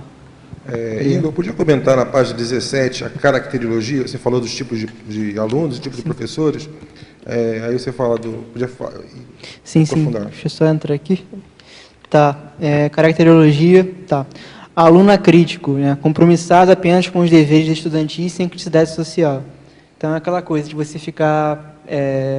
o estudante, né? Ficar preocupado só em passar até a nota, né? E ele não aplica o conhecimento, às vezes, dele que ele tem no dia a dia. Ele aprende lá biologia, sei lá o quê, mas ele não aplica no dia a dia alguma coisa. Ele não vê aplicações práticas. E aquilo vai acaba esquecendo. A pessoa faz a prova, passa, e depois ela esquece daquilo. Ela nem processa aquele conhecimento. É só um jogo, né? Como se tivesse que superar aquele jogo. É uma brincadeira. Jogo, às vezes não fica nada. Exatamente. Pedagogo burocrático. Então, aquele que está muito, às vezes, preocupado com o processo do rendimento escolar, que olha só o processo de, vamos supor, do boletim, né? Mas não tem aquele aprofundamento no entendimento, na compreensão daquela pessoa. O que está acontecendo com aquela consciência? É o quê? Porão consciencial? É um processo de dificuldade de falar, de comunicação? A pessoa é muito inteligente, ela não consegue se comunicar bem. Como é que está acontecendo com aquele aluno? Né? Então, essa visão mais ampliada do processo pode ajudar. Às vezes a pessoa não tem nem conscienciofilia, não gosta de consciência, não gosta de pessoas. Sim. Às vezes ele só repete, o professor enrolão. Sim. E às vezes ele gosta só de dinheiro, né? Porque às vezes você pode ter aqui, um pedagogo burocrático, que é aquele dono de escola que vê que existem alguns alunos ricos, né, da High Society, que são aqueles alunos que vão mal, no final do ano passam por um conselho de classe lá fajuto, que inventaram de última hora, e aí ele gosta daquele aluno, porque o aluno tem dinheiro e traz sempre mais alguns riquinhos para estudar na escola. E aquele aluno pobrezinho, que sempre tem 10 nas notas, e que é o aluno exemplar, ele está sempre de lado. Acontecia muito isso na minha época de ensino fundamental. Não, legal trazer essa vivência, é muito interessante. Professor tradicionalista, né? Então, é aquela pessoa que não está se atualizando com relação à mudança de geração. As gerações vão mudando, vão sendo... a mesologia vai se modificando, as consciências vão ressomando e vão entrando em novas formas de pensar também. O próprio modo de vivente da pessoa muda, né? O processo lá de tecnologia hoje é totalmente diferente daqui a 50 anos atrás. Isso já muda bastante na cultura, impacta bastante na educação da criança, né? Então, o professor tem que se atualizar com relação a isso, a questão do WhatsApp, do celular, como é que você vai fazer para manter o aluno atento à sua aula, né, sem que ele fique distraído no WhatsApp e tudo mais. Então, você tem que se atualizar com isso. Só impor aquela condição, não adianta muito. Você precisa ter uma estratégia para conseguir captar a atenção do aluno, né? Responsável e ineficaz tem mais a ver com a questão do processo pessoal, do pai, da mãe, da família, né? Que às vezes fica só preocupado com a cobrança do boletim e não está preocupado às vezes com resolver o problema, às vezes do filho. O pai trabalha o dia inteiro, chega em casa, paga a escola e quer que tenha um rendimento excepcional. Às vezes não tem. O que isso está acontecendo? Em vez de chamar para conversar, ver o que está acontecendo, a pessoa dá os porros, né, e depois esquece isso. Então, essa preocupação, ver como é que a gente pode trazer o exemplarismo mais para dentro do adolescente, né? E você estudou no Cruzeiro sempre, porque tem outros colégios, tem São Vicente, Santo Inácio, Santo Agostinho, São Bento, Hort, aplicação que eu acompanhei todos de perto. Inclusive, estudei em um deles. Você sempre manteve no Cruzeiro? Sim, estudei no Cruzeiro a vida inteira. A vida inteira não, até a faculdade. Até a faculdade, né? É um dos melhores. Bom.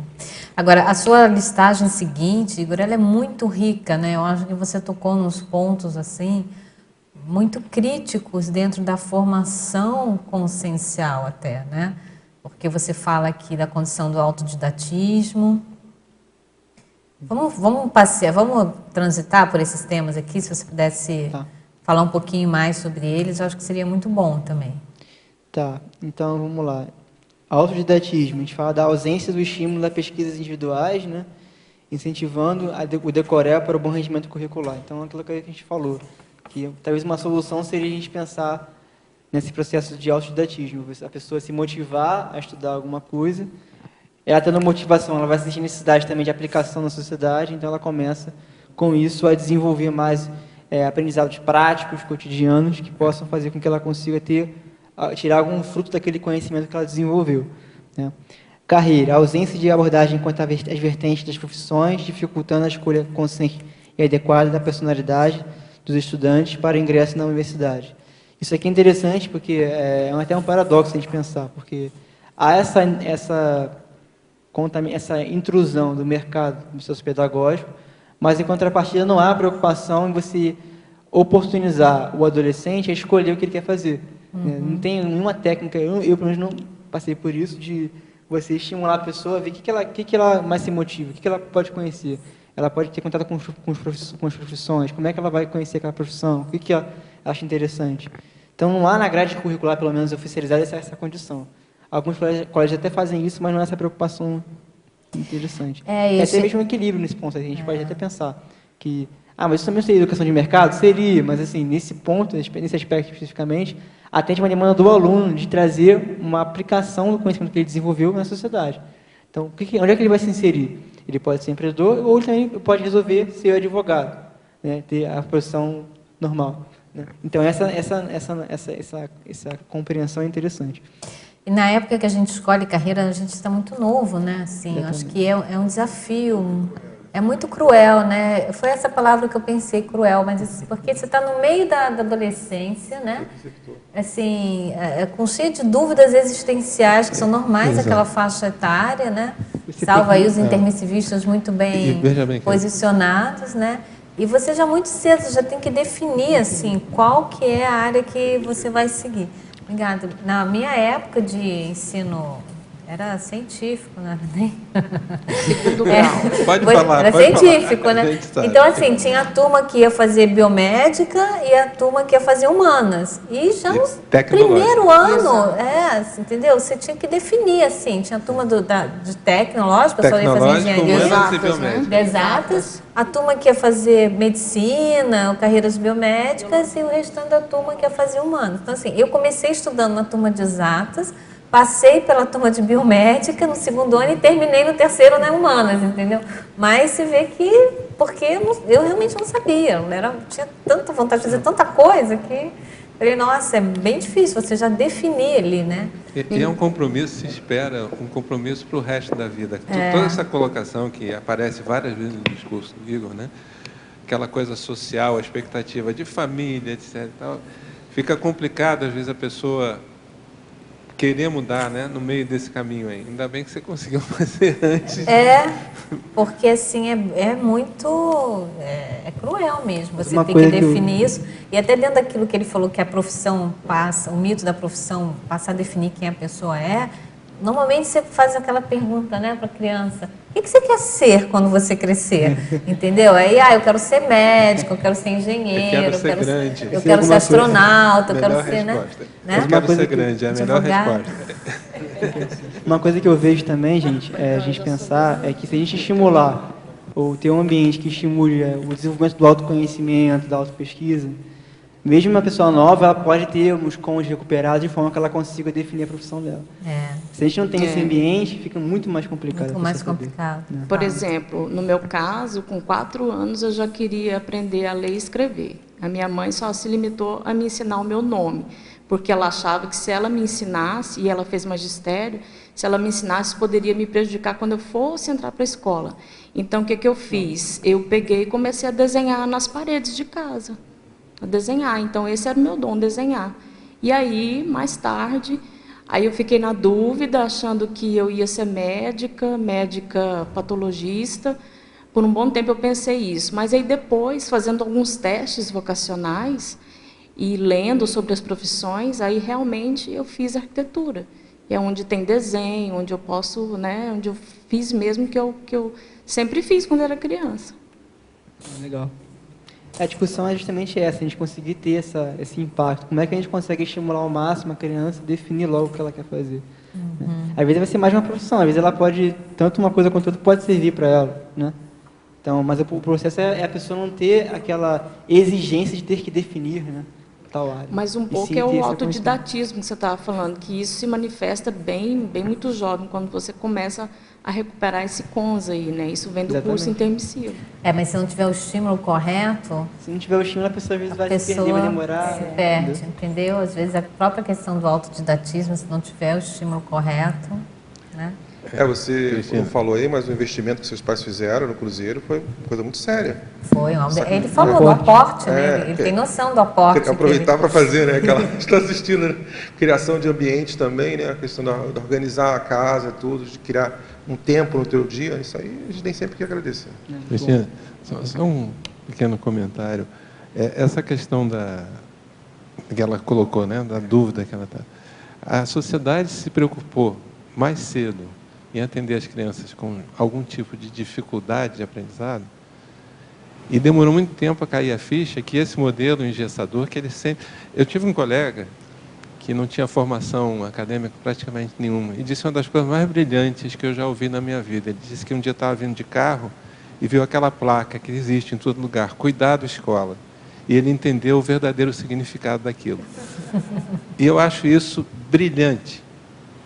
Porque qual é o outro lado da moeda? Voltando, são aquelas crianças que têm muita facilidade, que seriam os superdotados, que só muito recentemente estão sendo alvo de interesse no processo pedagógico. Verdade. Né? E muitos, quem sabe, né, tiveram abortados uma vida, uma produtividade, isso é que é melhor, voltado para fora, para a sociedade em geral, por falta dessa perspectiva. Perspectiva. Muito bom. Você quer continuar aqui rapidamente? Digo, cidadania, né? Cidadania seria a questão de a pessoa ter noção, né, de direitos e deveres, né, convivência social, algumas leis básicas de Constituição, não sei. Fundamental, né? Isso. Convivialidade, que tem a ver um pouco também com o processo do Daniel Goleman, que eu trouxe da inteligência emocional, esse desenvolvimento da inteligência emocional, sociabilidade, né? A ecologia, que é a processo do meio ambiente, que sem você cuidar do meio ambiente você não consegue desenvolver, não consegue ser sustentável, o planeta vai ficar cada vez mais degradado. A economia, né, processo de gestão financeira, que é fundamental na nossa sociedade, a gente tem que ter essa inteligência. Empreendedorismo, porque traz aquela ideia de você trazendo ideias novas, para você conseguir qualificar e inovar a sociedade, resolver novos problemas que aparecem, porque sempre vão aparecer novos problemas, a gente tem que sempre estar atento a esse processo. Pacifismo, que é um processo mais para da questão mais de sociabilidade, convivialidade social, né? Uma coisa interessante a gente pensar naquela instituição que não admite mais essas brigas ou condições mais violentas, mais bélicas, né? Um batendo no outro, ou um xingar o outro, esse tipo de condição, né? Ambiente que não tem mais esse tipo de situação é bem interessante a gente pensar. E hoje em dia a questão do bullying, né? Está muito presente. A né? técnica da CNV também ajuda bastante, aquela coisa da comunicação não violenta, né? Tudo isso vai trabalhando junto nessa condição aí. Práticas restaurativas também. Uhum. O poliglotismo, né, que é o processo da pessoa ampliar, ter mais cosmovisão também, né? Ela conhece, pela língua ela consegue conhecer outras culturas, então ela sai um pouco do bairrismo também, daquela condição monoideica. A sexualidade já comentei, que é a questão do contraponto, você conseguir fazer com que as pessoas encarem isso de forma mais madura e não menos colocar isso em primeiro lugar, né? A gente vê muita gente colocando em primeiro lugar essa condição. Como é que a gente pode perceber que isso, na verdade, é um mecanismo de controle, às vezes é uma forma de você ficar mais animalizado, né? Como é que você pode sair dessa condição? Ô Igor, será que não dá para botar também a bioenergética nesse item 11? Podemos colocar bioenergética. Aí é um processo mais assim, eu procurei meter aqui a questão de mais da intrafisicalidade, para não trazer muita aquela ideia de que eu estou exigindo que já não sou assim, haja aquela condição para psiquismo lúcido, né? Que eu acho uma coisa muito mais avançada que a gente pode ter. Mas é uma condição básica que a gente pode pensar. Embora já exista hoje algumas pesquisas sobre isso, né? Aquela coisa do processo de acupuntura, já tem um movimento em relação à questão da energia, né? Mas é muito, muito arcaico ainda, né?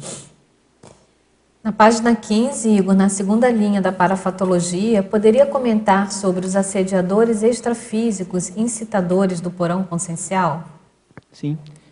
O porão consciencial é aquela condição da pessoa ficar mais com os trafares primitivos dela. Então, a gente falou da sexualidade, a gente pode falar do belicismo, às vezes até mesmo o ansiosismo, o mediatismo da pessoa de querer sempre estar numa condição de receber sempre uma satisfação não muito duradoura, né, uma satisfação secundária, um ganho secundário, o hedonismo. Então, a maior parte da humanidade hoje é assim, você tem as consciências, né, que dessomam, elas sentem falta dessa dimensão. O que elas mais sentem falta são essas coisas mais viciantes, né? Drogas, a questão sexualidade, a questão hedonista, esses prazeres mais espuros, né? Então, quando a criança está naquela questão de porão consciencial, ela está mais subordinada, está mais submetida à condição animalística dela, da questão subcerebral, né? Na puberdade, principalmente quando começa a puberdade, a questão dos hormônios e tudo mais. Então, isso predispõe mais ela a ser um alvo de assediadores extrafísicos. Então, isso é uma coisa que a gente precisa pensar, como é que a gente consegue lidar com essa condição? Né? Como é que a gente consegue sair dessa condição? Existem pessoas que até têm um mérito extrafísico e conseguem até ter amparo, né, nessa faixa etária já, e conseguem com isso evitar esse tipo de condição. Mas a grande maioria está submetida a esse processo. Então, como é que a gente consegue perceber e desenvolver e fazer a profilaxia disso, né? Porque são os assediadores que potencializam a consciência da pessoa. Agora, na sua paradoxologia aqui, na segunda linha da paradoxologia, na página 16, você até coloca o paradoxo de um ambiente universitário poder instigar o porão consciencial. Trazendo mais à frente, então, a gente pode pensar hoje, né, nas universidades, né? Lá na UF, por exemplo, eu entro numa faculdade, tem lá um monte de cartaz de chopada, não sei o quê, aí é um processo lá tudo mais patológico, você não consegue estudar na universidade, você chega na biblioteca, tem uma barulheira só. Então, há muito ainda processo da porão consciencial na universidade hoje. Não sei se antigamente era assim, eu não tenho essa vivência, quer dizer. Mas, atualmente, você tem essa questão da reurbanização extrafísica, né, dessa massificação da educação. Você tem muito esse nivelamento por baixo do processo do holopensene na universidade. Então, há muito imediatismo, ansiedade e muita porão consciencial aí na universidade, estimulada. Alcoolismo, né, festa, hedonismo, e assim por diante. Ainda na página 15, Igor, no efeitologia, na terceira linha da efeitologia, poderia falar sobre o efeito intermissivo evidenciado na refutação às doutrinações sociais? Sim, a gente pode pensar em alguns efeitos, né? Às vezes a pessoa vem com uma ideia inata de que ela não... Às vezes ela não está mais querendo saber de religião, por exemplo, ou então não associa o parapsiquismo a um processo religioso, emocional. Pode acontecer, né? Às vezes a pessoa tem lá uma questão política também, que ela não quer saber daquilo mais. Ela mexeu com isso no passado e agora ela não quer mais saber disso. Então, o curso intermissivo promove uma espécie de pré-reeducação consciencial, né? E o intermissivista ressoma, às vezes, com algumas ideias inatas que podem ser sens para ele evitar esse tipo de doutrinação social. Por que a gente tem que falar isso? Porque o efeito disso na adolescência é muito mais sério do que a gente pode pensar. A pessoa começa a pensar nisso daquela forma, se é doutrinada daquela maneira, isso vai ter uma dificuldade muito maior mais para frente de conseguir se reeducar pensenicamente para conseguir atuar mais com o seu curso intermissivo e com a sua ProEx, né? Então, a gente pensar como isso pode ser profilático, eu acho que é interessante. E aí o teletertuliano coloca o seguinte, é um teletertuliano de Goiânia. Perceba a sincronicidade. Ontem mesmo estava revendo a tertúlia onde debutei como tertuliano, não sei se ele estava aqui presente, mas também como teletertuliano, no qual você estava apresentando o verbete eficácia invexiológica. E aí ele faz uma pergunta para você. Na sua opinião, é possível uma consciência intermissivista fazer assistência socioeconômica de ponta na função dificílima de gestor de futebol? A pergunta é meio complicada, né, de pensar. Tem que ver assim, eu vejo assim, a ProEx e a programação existencial, a gente tem que pensar nos nossos valores, né? Então, a pessoa, ela, às vezes, tem acesso à informação, à conscienciologia, ao parapsiquismo mais lúcido. Se a gente pensar numa pessoa, uma consciência que não fez curso intermissivo, ela ressomou, e ela está lá, tem os trafores dela lá, ela desenvolve aquilo lá, faz uma assistência naquele ramo ali. Só que eu acho que para o intermissivista, que faz uma ProEx, que acessa a conscienciologia, que tem as informações mais de ponta com relação ao parapsiquismo, ele precisa pensar um pouco mais, tem mais ambição nisso aí, né? Porque acho que só nessa condição da socinha, ele mesmo que gestão de futebol já é uma condição meio mais belicista, aquele paciente mais belicista, né? Mas mesmo uma profissão, às vezes, assistencial, ou trabalhar com medicina, a pessoa ficar naquilo, não pensar mais no paradigma consciencial, não pensar mais na questão parapsíquica, na assistência às consciências que ela pode fazer, nas amizades evolutivas que ela pode construir, acho que isso aí é um déficit que ela vai ter. Então, para o intermissivista, com o intermissivista, eu acho que tem que pensar mais ambição nisso aí. Tem que pensar mais ambição. Condição da TARES, né? TARES, né? GESCOM, né? Tudo mais. Mas... Igor, por favor, aqui na página 15, na quinta linha de cima para baixo, você cita os cientistas artistas. Eu não compreendi bem isso. E gostaria que você explanasse um pouquinho sobre a valorização, a crítica das artes e da literatura. Sim, ótimo. Cientista e artista, eu acho até uma expressão que o Gustavo usava, não sei se usava, não sei se é experimento, não lembro agora se foi dele que eu peguei. Mas a ideia é que aquela pessoa que ela fica muito fascinada, apaixonada pela ciência ou pela obra que ela faz. E aquela obra, às vezes, não é assistencial, não é uma obra que tem a racionalidade dela fica só restrita ao método. E ela não compreende os efeitos do que ela está fazendo. Então, o cara que faz a bomba atômica, o cara que faz uma arma, isso é um cientista artista também. Ele adora muito bem a técnica de fazer o negócio lá, mas na hora que ele vai ver os efeitos disso, são efeitos catastróficos que vão gerar interfusão grupocárnica para aquela consciência. Então, o cientista artista é isso, é aquela pessoa que ela está muito focada na forma, né, no formato da arte dela, e tem a metodologia científica, mas os efeitos disso são negativos. E com relação à valorização à crítica das artes e da literatura, é você começar a ter a intelectualidade contaminada. Né? Então, às vezes, a pessoa, em vez de ela desenvolver neo-verpont, atividades relativas de ponta, trabalhar mais com a TARES, ela fica muitas vezes naquela condição da emoção tomar conta, e às vezes ela é até talentosa, ela escreve bem, ela sabe encadear bem as ideias, mas ela fica muito naquela coisa da fascinação pela literatura, pela emoção, esse tipo de condição. Então, Perdão, eu só queria entender um pouquinho a questão da forma e da emoção. Existe literatura que não tem nada de emocional. Sim.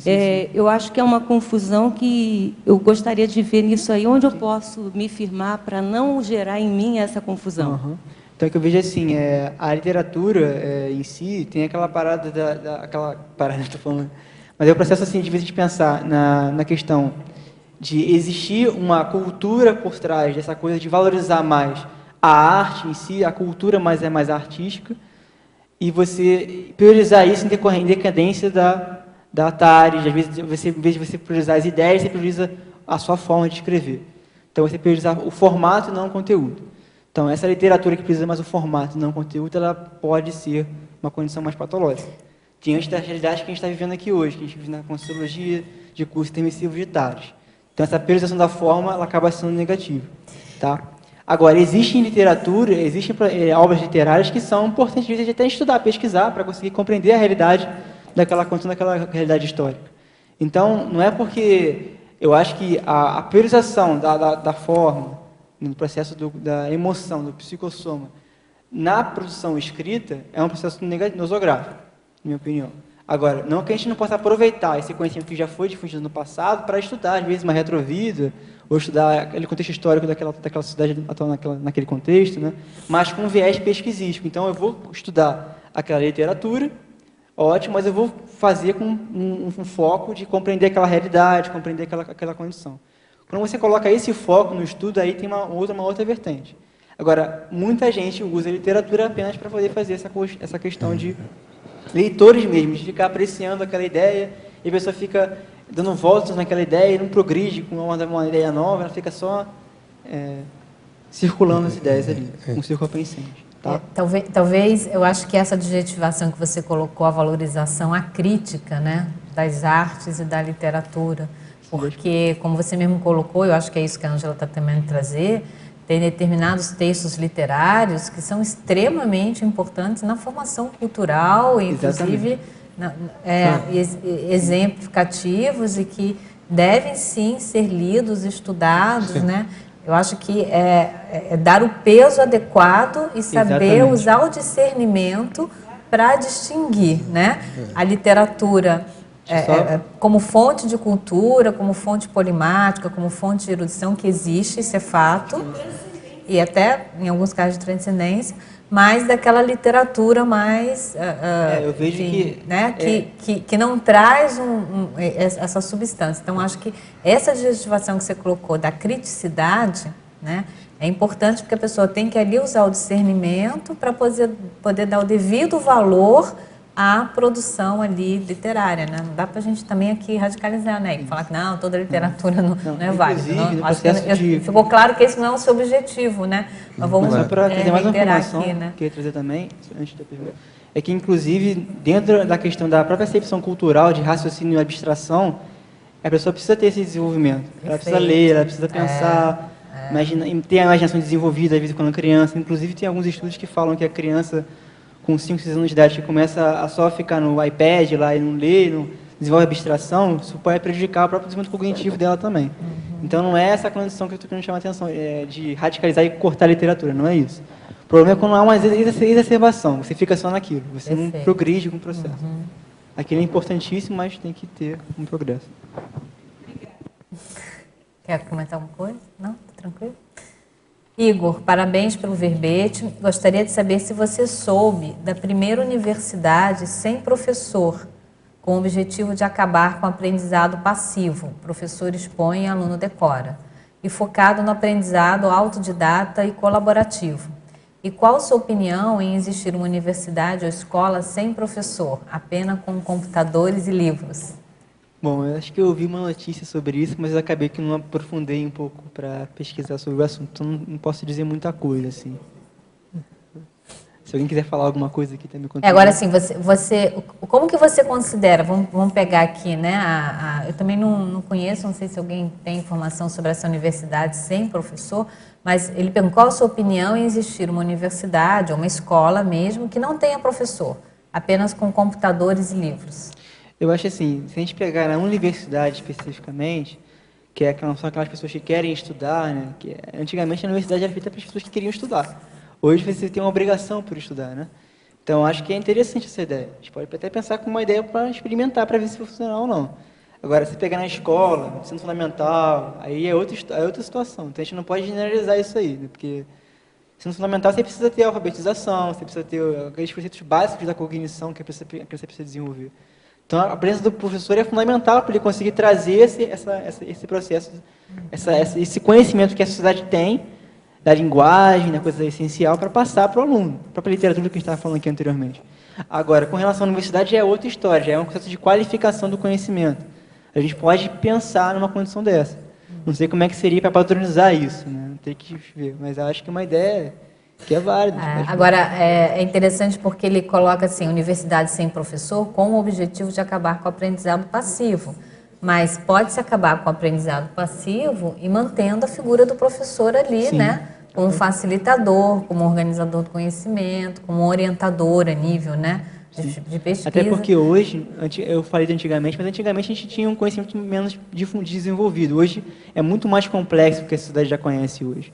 As informações que nós temos hoje. Então, você não ter um mediador ali para poder trazer para você aquela experiência que ele tem, para você conseguir compreender aquele conhecimento, pode ser que a pessoa parta do zero, e ela a partir do zero vai ter uma dificuldade muito maior. Claro, hoje em dia, com as chamadas metodologias ativas e outros também tipos de metodologias em que não há essa passividade, né, do professor expondo, o aluno decorando numa condição passiva, né, de só receber conhecimento, a figura do professor ali, né, mudou bastante. E, por incrível que pareça, exige muito do professor. Né? Parece que o professor está ali, ele deixa de expor e aí ele não vai ter trabalho. Pelo contrário, o professor tem que estar muito mais qualificado para poder oferecer um resultado eficiente, eficaz, utilizando de metodologias ativas. Né? Até porque você vai ter que ver a demanda de cada aluno, ver a condição. Nessa metodologia anterior, a gente tinha só, você chegava lá, botava no quadro, quem aprendeu, quem não aprendeu, o problema é seu. Ou então tinha dúvida no final da aula, né? Você tem esse desenvolvimento do autodidatismo, estimular isso, já é uma coisa que exige mais qualificação. Né? Só tem que ter mais conhecimento também. Tudo bem? Igor, olha, parabéns mais uma vez. Passou rápido, né? Também... Como ontem a gente poderia ter ficado aqui a tarde inteira discutindo sobre esse assunto. Seu verbete está riquíssimo, com bastante informação. Faço minhas palavras ali, as sugestões do Sérgio, para que você dê continuidade a esse estudo, coloque cada vez mais, né, o seu olhar de inversor e de intermissivista nessa questão, para poder contribuir aí com o avanço do debate, novas ideias, tá? Parabéns mais uma vez, muito bom. E a gente agradece a participação de todos aqui com as perguntas. Acho que nós fizemos um debate muito rico, né, em termos de ideias. Aos teletertulianos que nos enviaram também as suas perguntas, nós agradecemos. Vai o agradecimento para a equipe técnica e a gente passa as palavras para os avisos finais. Obrigada a todos. As pontuações da tertúlia de hoje são 19 assinaturas no livro de presença, 12 perguntas presenciais e 14 perguntas online. Os recados de hoje serão com Hernani Brita, CP2 no Rio de Janeiro, Fontinelli, Conscienciograma Sem Drama, e eu estarei falando sobre algumas atividades da Jurisconde no dia de hoje. Boa tarde a todos. Eu sou Hernani Brito, gostaria de convidar vocês para o curso ECP2, que vai ocorrer no Rio de Janeiro, lá no campus do IPC Saquarema, no período de 2 a 4 de dezembro desse ano. Tá? Eu vou estar atuando nesse CP2 na condição de EPICOM. Né? Aqui em Foz, a maioria do povo já me conhece bem, mas o pessoal que está online, para quem não me conhece, eu sou voluntário da Conscienciologia desde 91, sou voluntário do CAEC, já fui voluntário do IPC, da Editares, atuo na área editorial, sou proprietário da editora e livraria Epígrafe. Atualmente eu sou coordenador na Reaprendência do Programa de Aceleração da Erudição, do PAI, e também eu atuo numa dinâmica aqui que tem no campus CAEC, no laboratório da Unescom, que é o da Conscienciografologia. É uma dinâmica que a gente trabalha com a pangrafia, né? E eu venho pesquisando esse tema também, que é a pangrafologia. Bom, gostaria então de relembrar mais uma vez, dia de 2 a 4 de dezembro, campus IPC Saquarema. Quem tiver interesse em participar desse curso, ECP2, que é um campo avançado, onde a gente pode debater com mais profundidade os temas do parapsiquismo, venha participar com a gente. Espero vocês lá.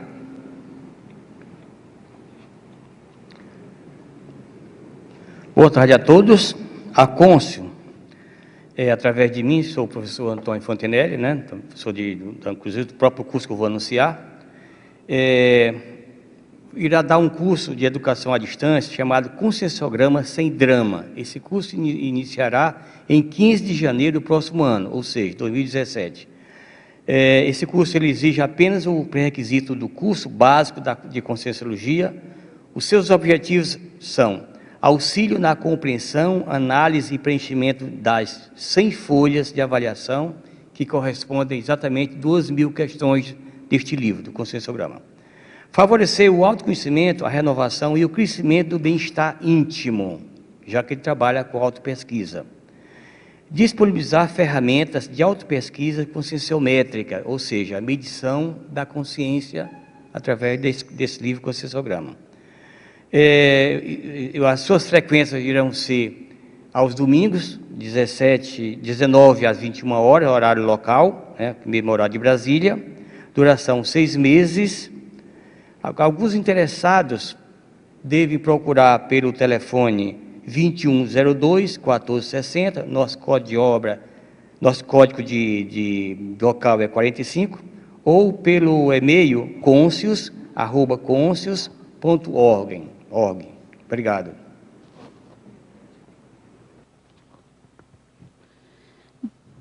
Em nome da Jurisconde, Associação Internacional de Paradietologia, irei divulgar duas atividades que acontecerá no dia de hoje aqui em Foz.